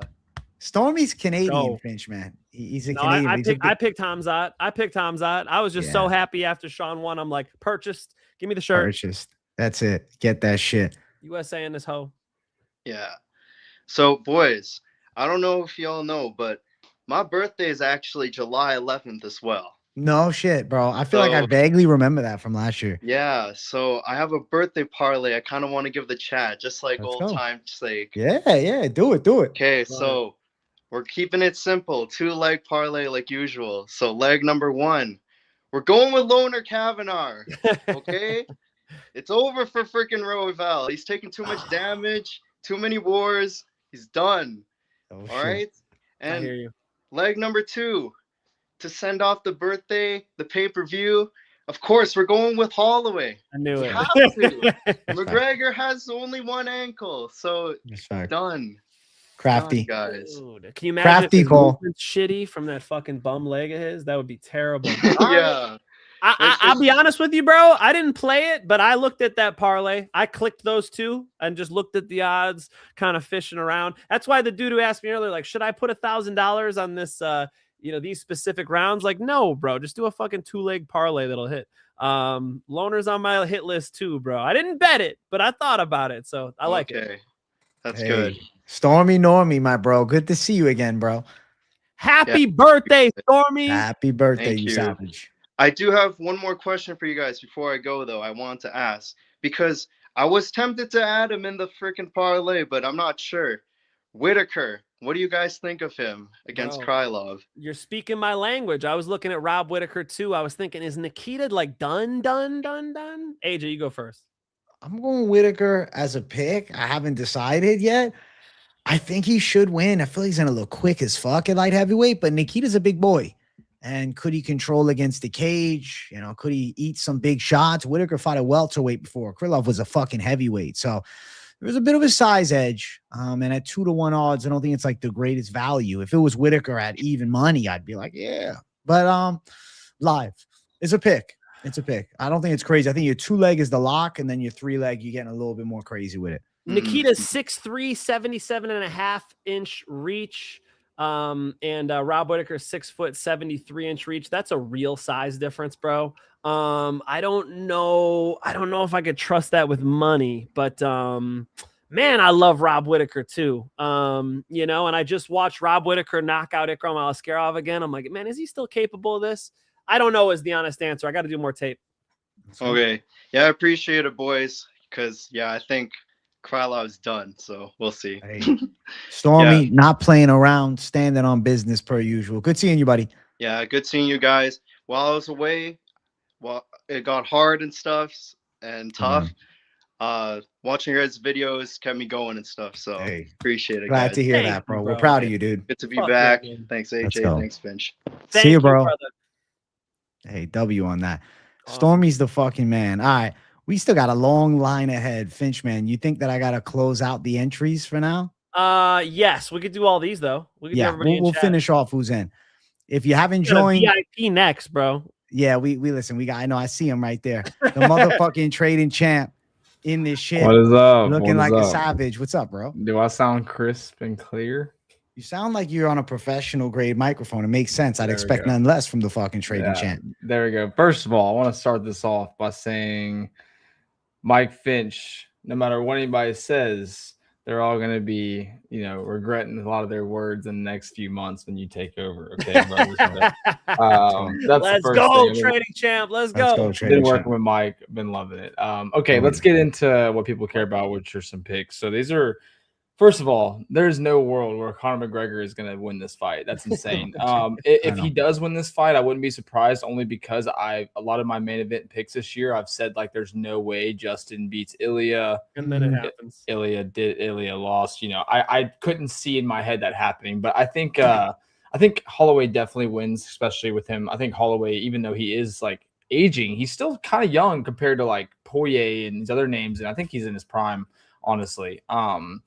That's an obvious one. The thing that I think is getting overlooked is I'm really seeing Paddy Pimblett taking the W over BSD. And I'm going to tell you that BSD loss to Moicano has just stuck with me since it happened. Styles make fights. And I think Moicano, at that fight and looking at Paddy Pimblett, it's like Paddy Pimblett's got better hands.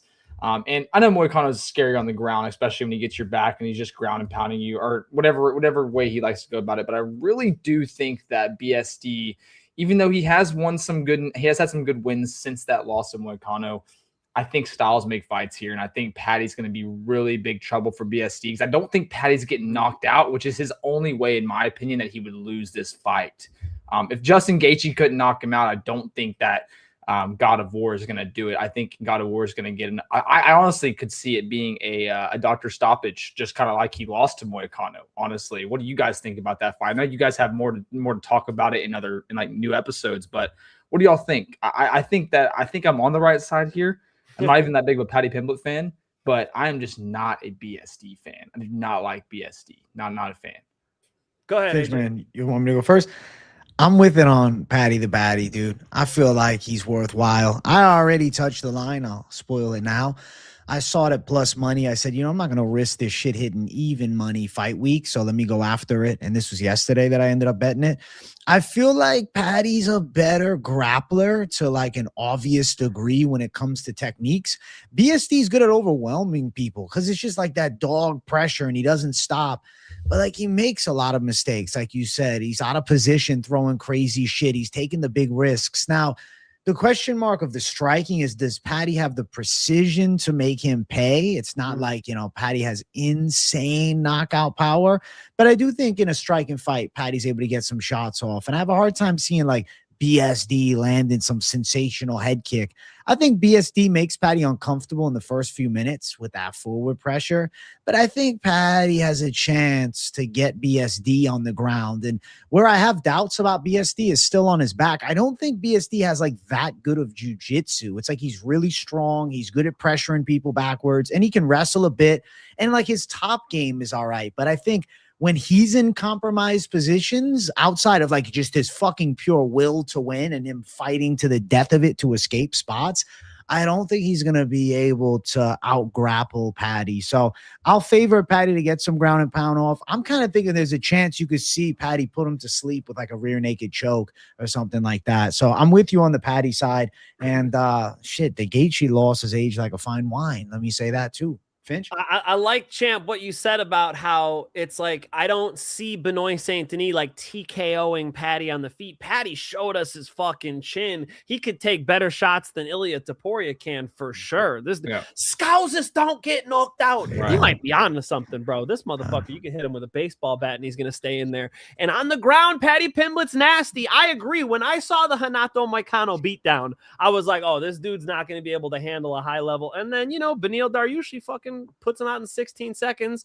I'm like, all right, I guess we didn't really get to see what the grappling looked like in that fight. But, Benoit Saint Denis is like such a, the car's in drive. He's walking forward. He don't give a fuck. Kick the door down like there's a fire and he's a fireman. I just feel like he's going to walk into shots like that knee that Paddy Pimblett hit Michael Chandler with. Paddy's not the best striker, but if you just walked forward towards him and Benoit Saint Denis does these weird things where he double blocks with his arms, I could see Paddy Pimblett cranking some body kicks and hooks out. And then, on the ground, Paddy Pimblett's just better. So fuck it. I'll just say it. Trading Champ got it out of me. All we've been talking about is the fucking co-main event, AJ. The one bet I placed, Champ, is Paddy Pimblett. I took that, what is it, plus 130? Yeah, there you go. And like, you could say that, BSD beat Mauricio Ruffy and like, look how good he's doing, dude. Styles make fights. Right. Like if you give BSD any lengthy striker that can't wrestle, then he's going to win the fight. He's going to get him down and he'll just get in there. The Dustin Poirier loss also crushes me because like BSD looked good, but he just leaves himself wide open. He has no IQ, I guess. He gets kind of that firefight and he's chinny. So if that's the case, I think Paddy can get a inside the distance play here. I like Paddy inside the distance.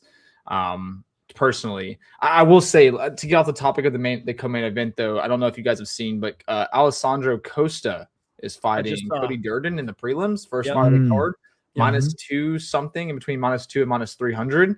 Yeah. That's a lock, dude. Costa is going to, I think he is going to destroy Cody Durden. Like, I think I know it's like, short notice. O'Day Osborne is who he's going to fight originally. I'm actually a fan of O'Day. I love O'Day. But I just think Costa is a madman. I love Costa, and I know AJ. I feel like you've went Costa in your past too, but all the time. I know it's not as much of a popular fight. And this is one of the last fights I want to talk about. I think Cody Durden does take an L to Costa.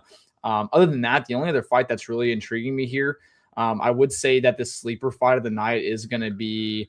And most people would say Brandon Royval and Loner Kavanagh, but I think it's going to be Corey Sandhagen versus Mario Bautista. I have no winner of that. I don't like. They're both so good in so many ways. I think I'm going to take Sandhagen, but I always go against Mario, and I regret it. But I will say, if I had to say the easiest bet on the entire card after everything we've talked about, you guys were talking about it in the last guy who was talking to y'all. Bobby Knuckles is gonna knock out Krylov. Y'all kidding me? Bobby Knuckles loves being the shorter guy, the smaller length guy. Sure. Dude, I know RDR, the RDR loss is hard. RDR also had his best performance probably ever in that fight, in my opinion, other than the Bo Nichols stoppage. But dude, Bobby Knuckles is going to knock out Krylov. He is chinny, dude. He is going to get absolutely slept. Uppercut is the move. The same way he finished Askarov. Would love to hear y'all's thoughts. That's my last fight, so that's what I got. The thing that comes to mind, like Alessandro Costa has been looking good, but he smashed Stuart Nickel and Matt Schnell. And then in the last one, we just saw Cody Durden bounce back against Rafael Filo. Yeah, he looked like shit. He was on a fucking terrible losing streak to Joshua Van, Jose Ochoa, Alan Nascimento, Tumen Dembrel. Is all great names, by the way. All great names. Yeah, and Tumen Dembrel is like unforgivable, I think. But both of those guys you mentioned, and then Rob Whitaker's fighting Nikita Krylov. He's coming off of that knockout too. So they do have a little juice coming into those. Although, AJ, I would say I agree with both picks. Me too. I think Costa lock in. Yeah, I'm going Whitaker gang. I think I might bet the knockout, honestly, with Rob if I'm going to do it instead of chasing the money. Yeah, Bobby Knuckles is not going to, it's not going to be a decision. If he wins, it's going to be by KO. The fight, honestly, I think you might be able to take the fight to end by KO, honestly. I mean, if I don't see Bobby Knuckles getting hit, but you guys did mention the Krylov, the size difference. So I could see, you just never know with him getting chinny. But I think that as well as I love Patty inside the distance. I think Patty inside distance is great. I'm also going to throw money on my boy Raw Dog. I know him personally. Like we follow each other on social media. We talk about stuff. I love that guy. I know Kavanagh's a awesome at fighting, and he's a young guy. And he lost to Charles Johnson, which means you're going to be a champion at some point. So, yeah, I'm going to take Royval, but yeah, that's it for my picks, guys. That's the rub. You lose to Charles Johnson, and then you're going to be champ one day. Karate Kid Madrid, looking at the matchup, I like Pat a bit. I also like the main event rub. Subsequent confidence and hunger he got from the Gaethje L. How funny is that, bro? Justin Gaethje winning has just moved the MMA timeline, dude. We got wheel kick Fiziev. We've got, it's just he really messed up the MMA timeline for everybody with that win. Yeah, I do. Last thing I'll say before I head out of here, I do think if you guys get a second to go back, I've already watched the White House card probably 5 times, like you guys have. But if you go watch, Sean O'Malley made a really good point. And if Ilia Topuria would have decided to walk away after that last body shot on Justin Gaethje, if you look at the referee, he was running in on that body shot.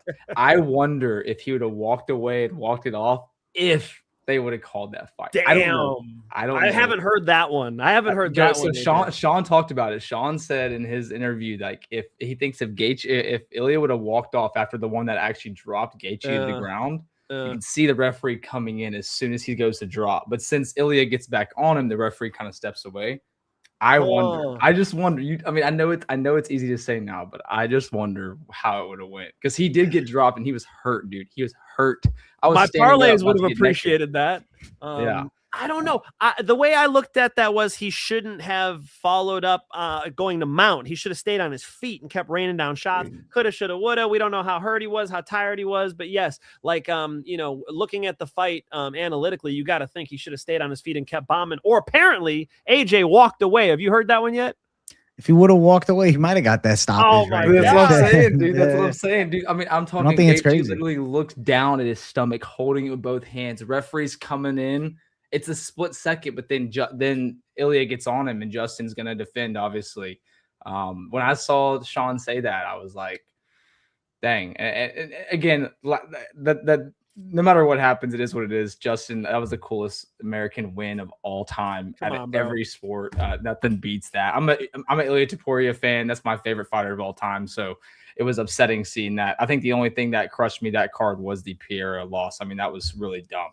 No matter what anybody says about back of the head shots, whatever, he got cleaned. So it is what it is. But again, I appreciate you guys. I'll let the next guys get in here. I know y'all got a list and you don't have all night. But wish you both the best of luck with McGregor card. And Finch, daughter, your woman, everything. Same for you, AJ. If y'all ever need anything, y'all know Y'all can always Thanks, message brother, me, man. hit me up. Like Hey. 50 memberships that he blessed everybody with. Trading today, Champ's so- the fucking boy, bro. Yes, what we do. he's a savage, bro. He Yeah. comes in and drops heat just randomly, bing, bing, bong. So W to Trading Champ chat. If you got a membership tonight, you should be thanking this guy because he dropped 50 of them. Let's do it. Yeah, take it easy, boys. And hey, everybody in here, chase your dreams, no matter what. It all works out, no matter how big or small it is. It all works out. So y'all have a good one. Love you guys. Let's Hey, fucking love you too, go. brother, Love man. right back at you, champ.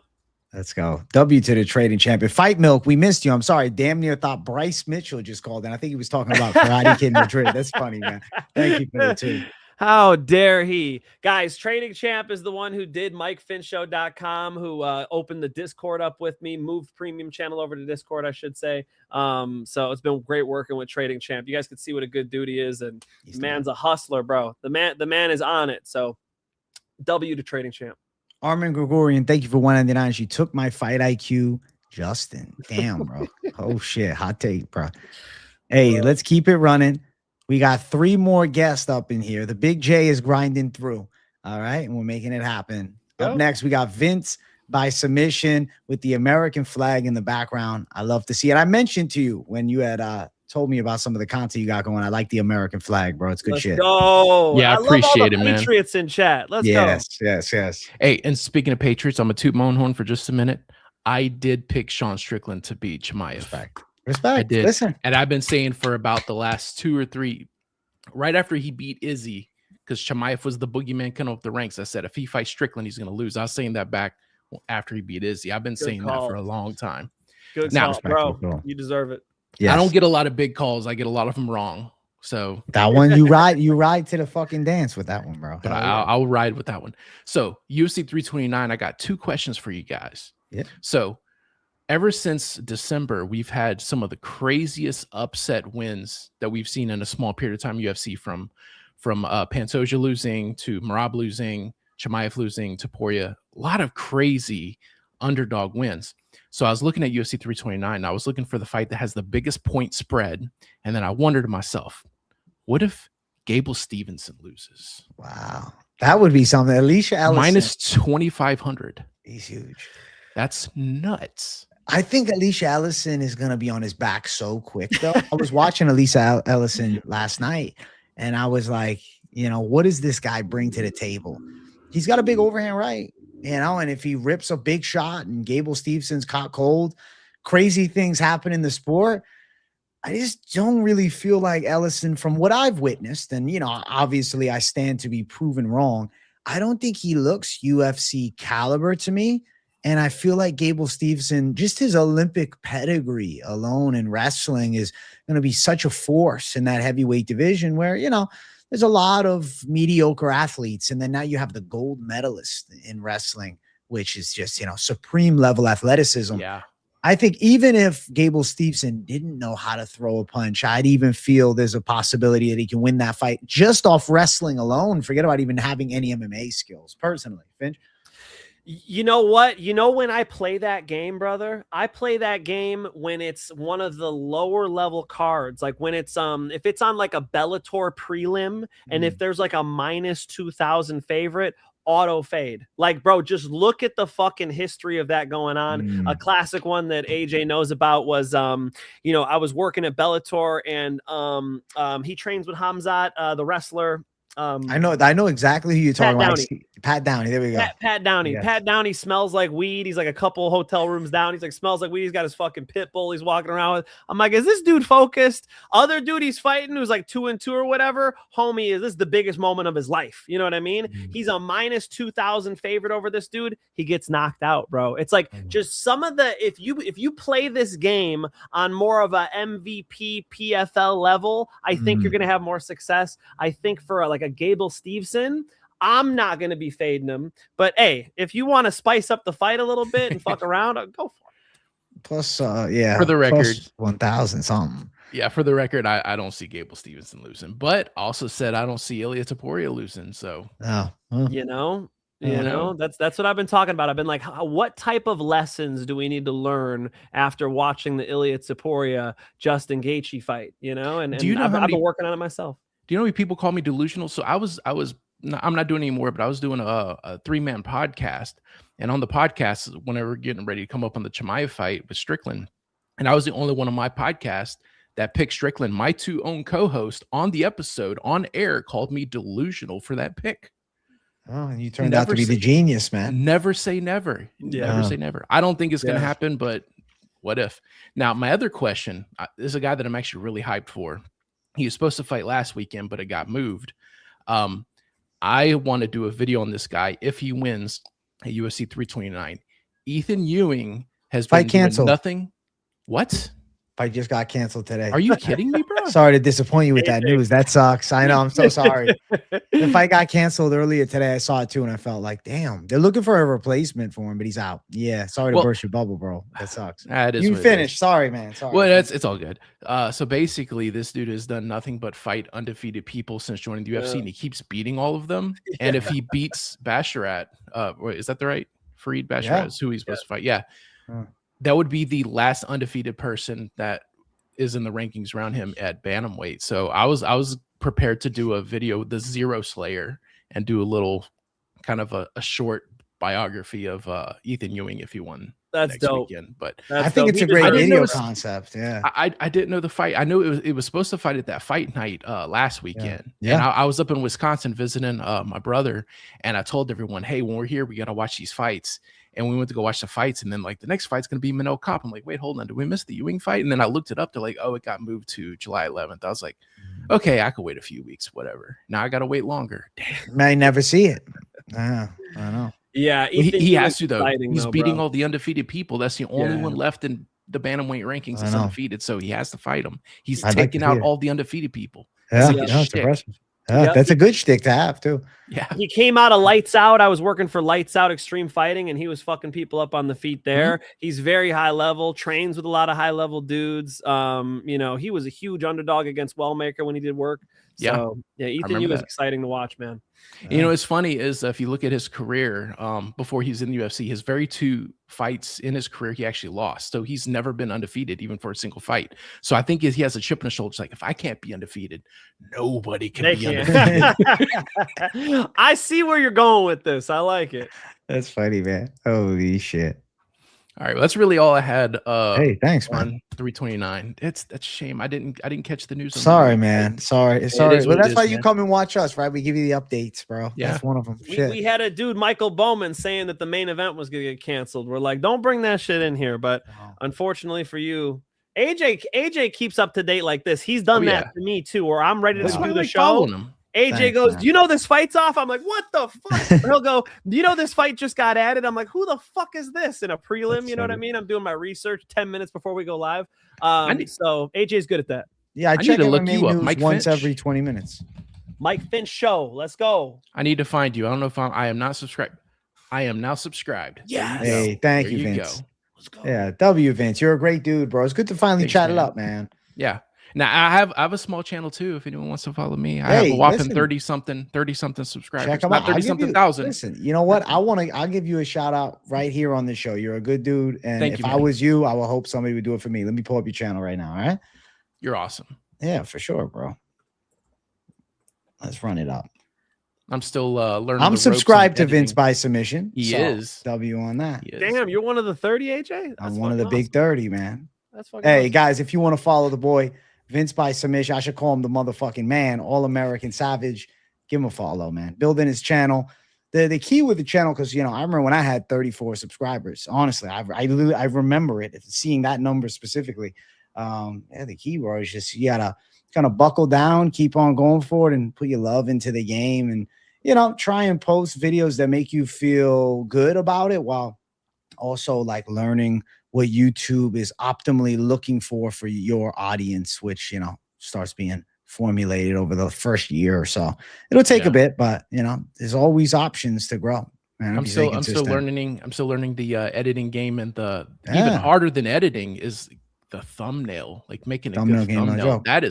That's actually tougher than video editing in my experience. So I'm still working on that. You'll figure it out. It takes time. It took me years to really find my true flow on where I wanted to go. Certain, you know, shows had staple looks, but, you know, finding certain, you know, styles to even like my random videos that I'll throw out, opinion pieces. I feel like over the past year, I really found what I like. Oh yeah.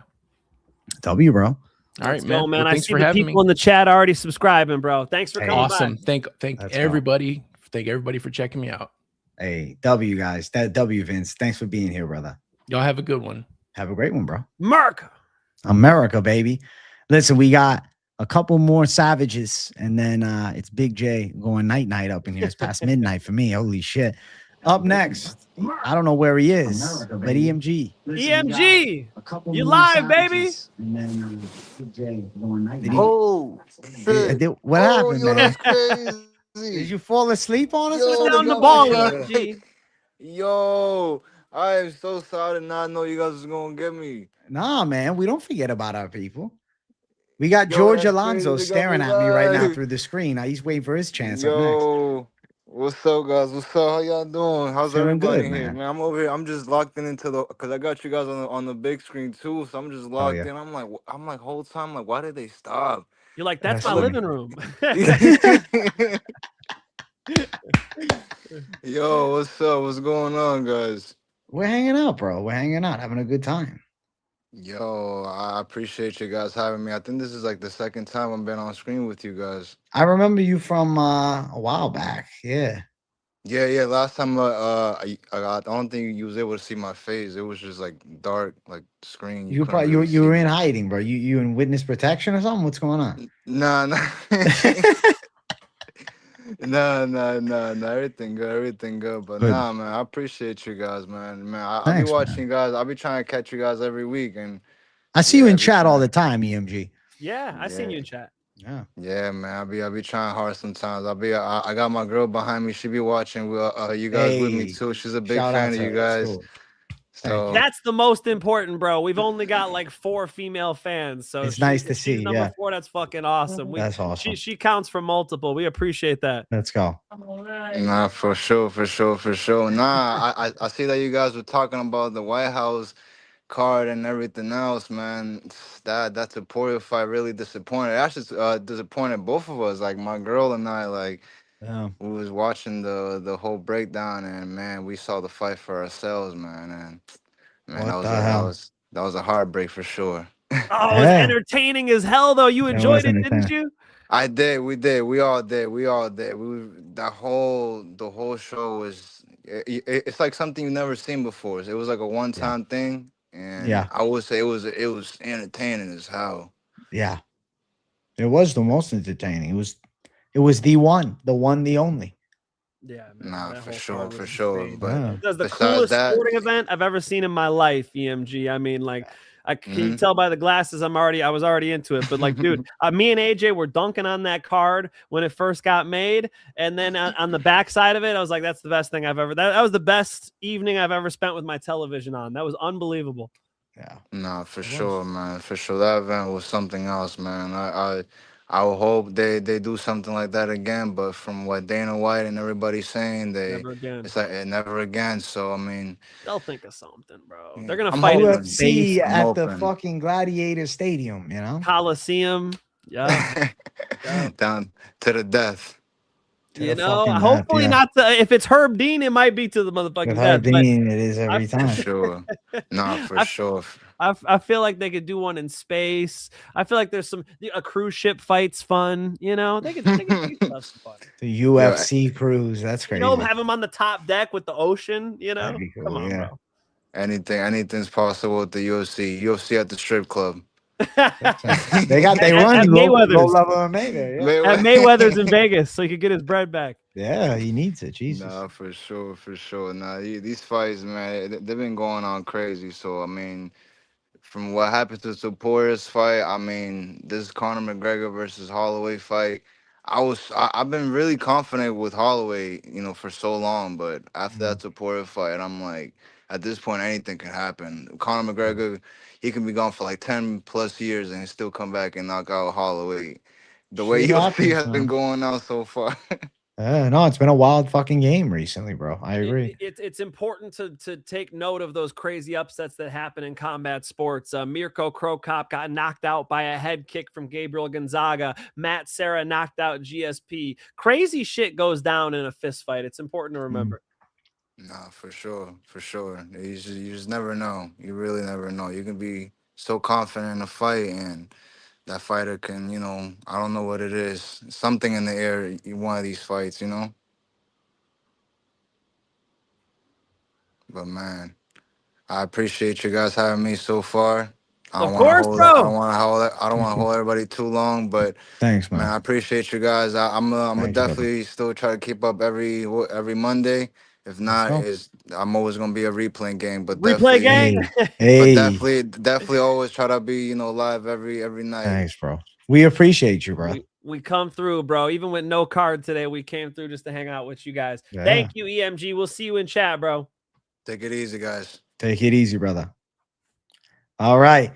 And last but not least, George Alonzo up in here. Yo, Big J and motherfucking Finch. What's up, bro? I appreciate the Big J call. Thank you. Haha, bro, I be tuning in a bunch. That's probably why. I'm always you're probably one of the biggest, or not biggest, just one of the only YouTubers I tune into. You guys and we want picks, so you guys be coming with the heat, man. Thank you, bro. We appreciate you. Awesome, man. But yeah, dude, I mean, I appreciate all the work you guys put in. It really interested me. Like, I mean, obviously it had to do with the gambling side of things. That made me interested in MMA. But I used to be like a big time like baseball guy. Not, nothing too crazy, like a little bit after high school, like an adult league. But I think ever since like I started gambling and really watching MMA and just watching every fighter fight, like it's probably the best sport on the earth. Like I think so, man. Yeah, it's hard to just listen. There's other cool sports out there. I don't knock other sports, but for sure. With MMA, it's anything could happen at any point. If you're up by 20 points in basketball, there is no full court shot and you could tie the game. Whereas MMA, one shot, one position, one moment changes lives. Yeah, for sure. Hey, I don't know, bro.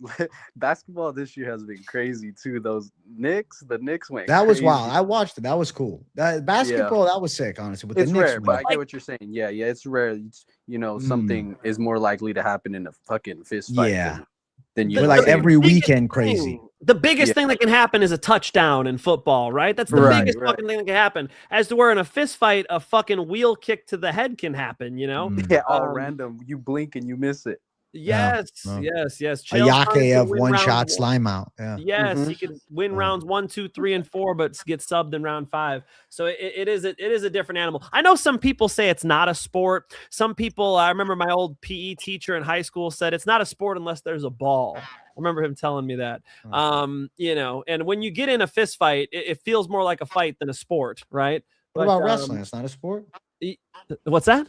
So he's considering wrestling is not a sport. He says track and field, wrestling. He says unless there's a ball, it's not a sport. Fuck what this guy thinks. But I just bring that up to say it is kind of combat sports are their own thing. It's a combat sport. MMA is an extreme version. So big respect to everybody who does MMA, and that's why I love it. It is the best sport of fighting out there. And I'm in hook, line, and sinker, man. I can't watch fucking basketball. Maybe you guys enjoyed that I almost called it the World Series. Jesus Christ. NBA Finals. Maybe you guys enjoyed the NBA. See how bad I am? I literally can't watch it, bro. It's too many points for me. I don't get it. What I need to do is see people throwing head kicks. I'm in. Let's go. I like that. No, for sure. What fight are you guys most excited for the McGregor card? It's gotta be You know what? Patty and BSD's kind of sick, but come on, bro. To see McGregor back. When McGregor makes that walk, it's gonna be chill. I wish I could say, well, that prelim fight is the one that really I'm most hyped about. I'm excited for a lot of fights on the card. I'm super stoked to see Rob Whittaker. I'm excited as hell for the Gable Stevenson debut. Shit, I'm excited to watch, the Mario Bautista, Corey Sandhagen rematch. But the McGregor return is just going to feel different, There's nothing like a McGregor fight. It has a whole different energy to it, regardless of whether he wins or not. Just the whole, oh my God, it's Conor McGregor. I'm gonna soak it all up, dude. Bro. Yeah, his little dance, or his famous his little move. Yeah, the little money walk. Yeah. Dude, I'm actually excited for that fight too, Patty and BSD. I don't know why, but sometimes you just have a feeling on certain fights, especially when it comes to gambling. You just look at a fight and you just, instantly it clicks for you. And I don't know, for some reason, the Patty fight, I really am pretty confident in Patty. I mean, BSD's wild. I feel like he doesn't have as much as experience as Patty. I mean, Patty is sloppy too. They're both really fucking sloppy. But yeah, I just feel like with Patty's chin and him being able to, he was slipping and moving against Justin. I mean, he was getting hit, but, I don't think BSD hits as hard as Justin. So I think if he just weathers that, tires BSD out with the wrestling, it should be a pretty good dub for Patty, to be honest, in my opinion. Yeah, man, it's a lot of I think a good way to think about this is Patty's very durable. Like Patty is super fucking durable, and that really should matter against Benoit Saint-Denis. And then when it hits the ground, Benoit Saint-Denis can't just bully his ass. He's got to be like, fuck, don't get armbarred, fuck, don't get triangle, get to half guard. I think there's going to be a lot of problems.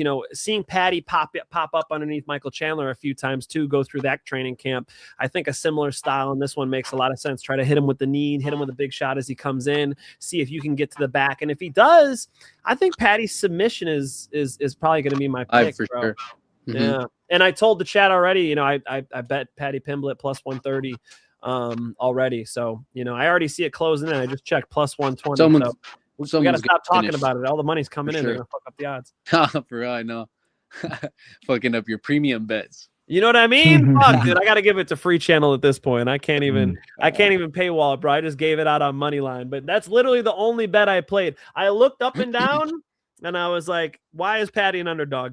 So that's what I'm saying. And he was a good size underdog when he came out. I think he was at like 140 on some books, but he's like he's like 120 now, I think, or something like that. He went down a good amount.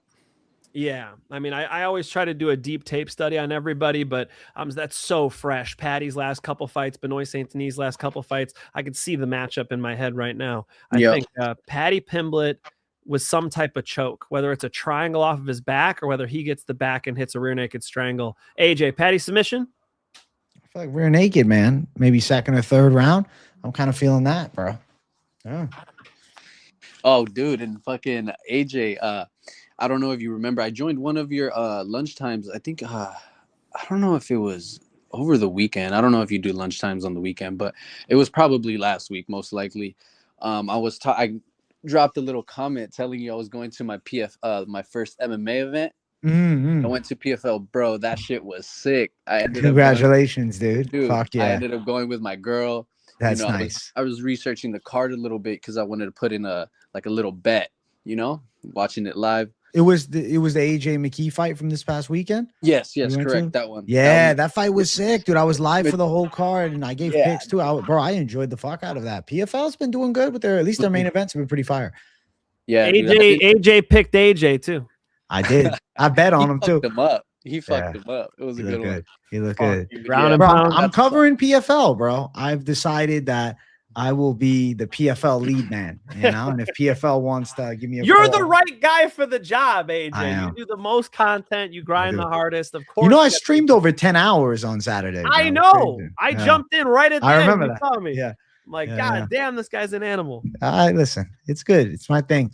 It's my forte, bro. Hey, YouTube, thank you for $2. Is Patty the backup for the main event? I think so. I have not heard that. Maybe. Makes sense. Yeah. Why not? Yeah. No, even if it's unofficial, because he doesn't have to be because he's fighting. So they would just let you know on short notice, hey, you want another, $300,000 and fight Connor, Yeah. No, fuck yeah, he'll do it.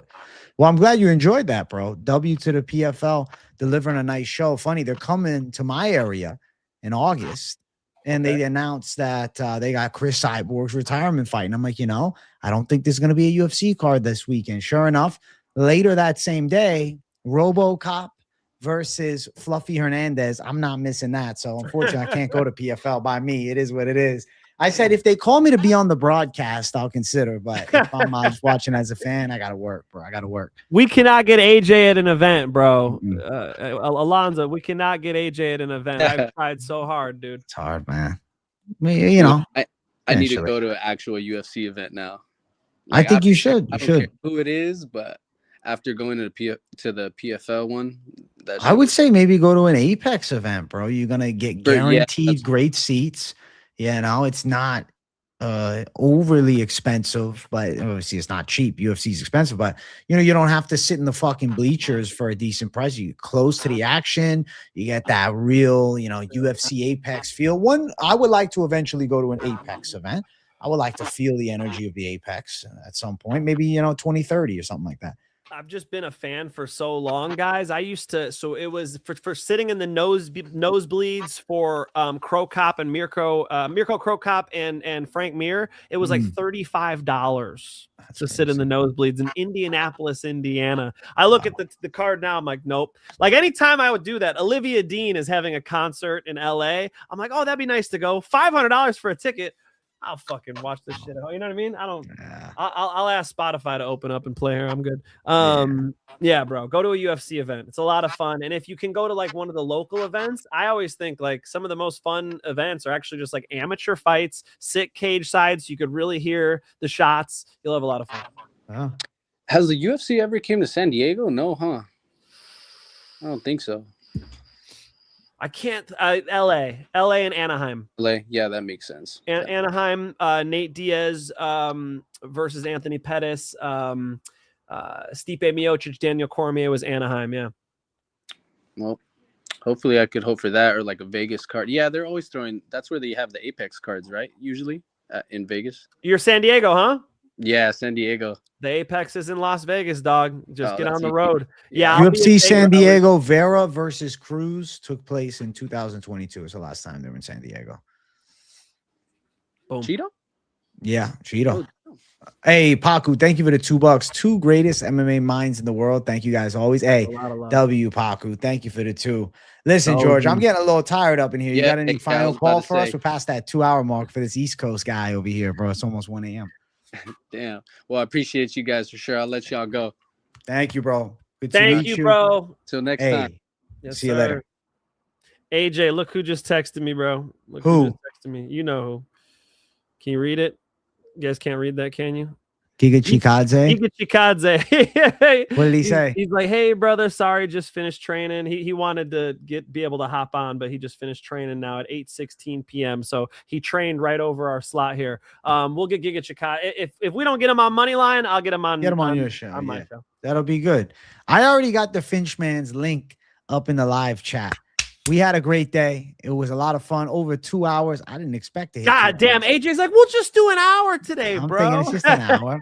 And then a lot more people joined than I expected. It was so cool. respect. It's cool to talk to the fun. people. It's cool to see like screen names I've seen a lot, and then they pop up. You know, yeah, it's like, wait, you know, it's good to see everybody really exist. You know what I'm saying? Yeah. So it's nice. We appreciate you guys. Hit the likes, hit the subscribe. Go watch the Finch. You doing content today? Or are you I'm chilling doing today? content right after this. I'm breaking down McGregor versus Max Holloway, and we go. can talk a little bit more. Come check Let's it out. Go chop it up with the Finch. I'm gonna go relax. See you guys later. W guys, and talk to you guys throughout the week. Peace out.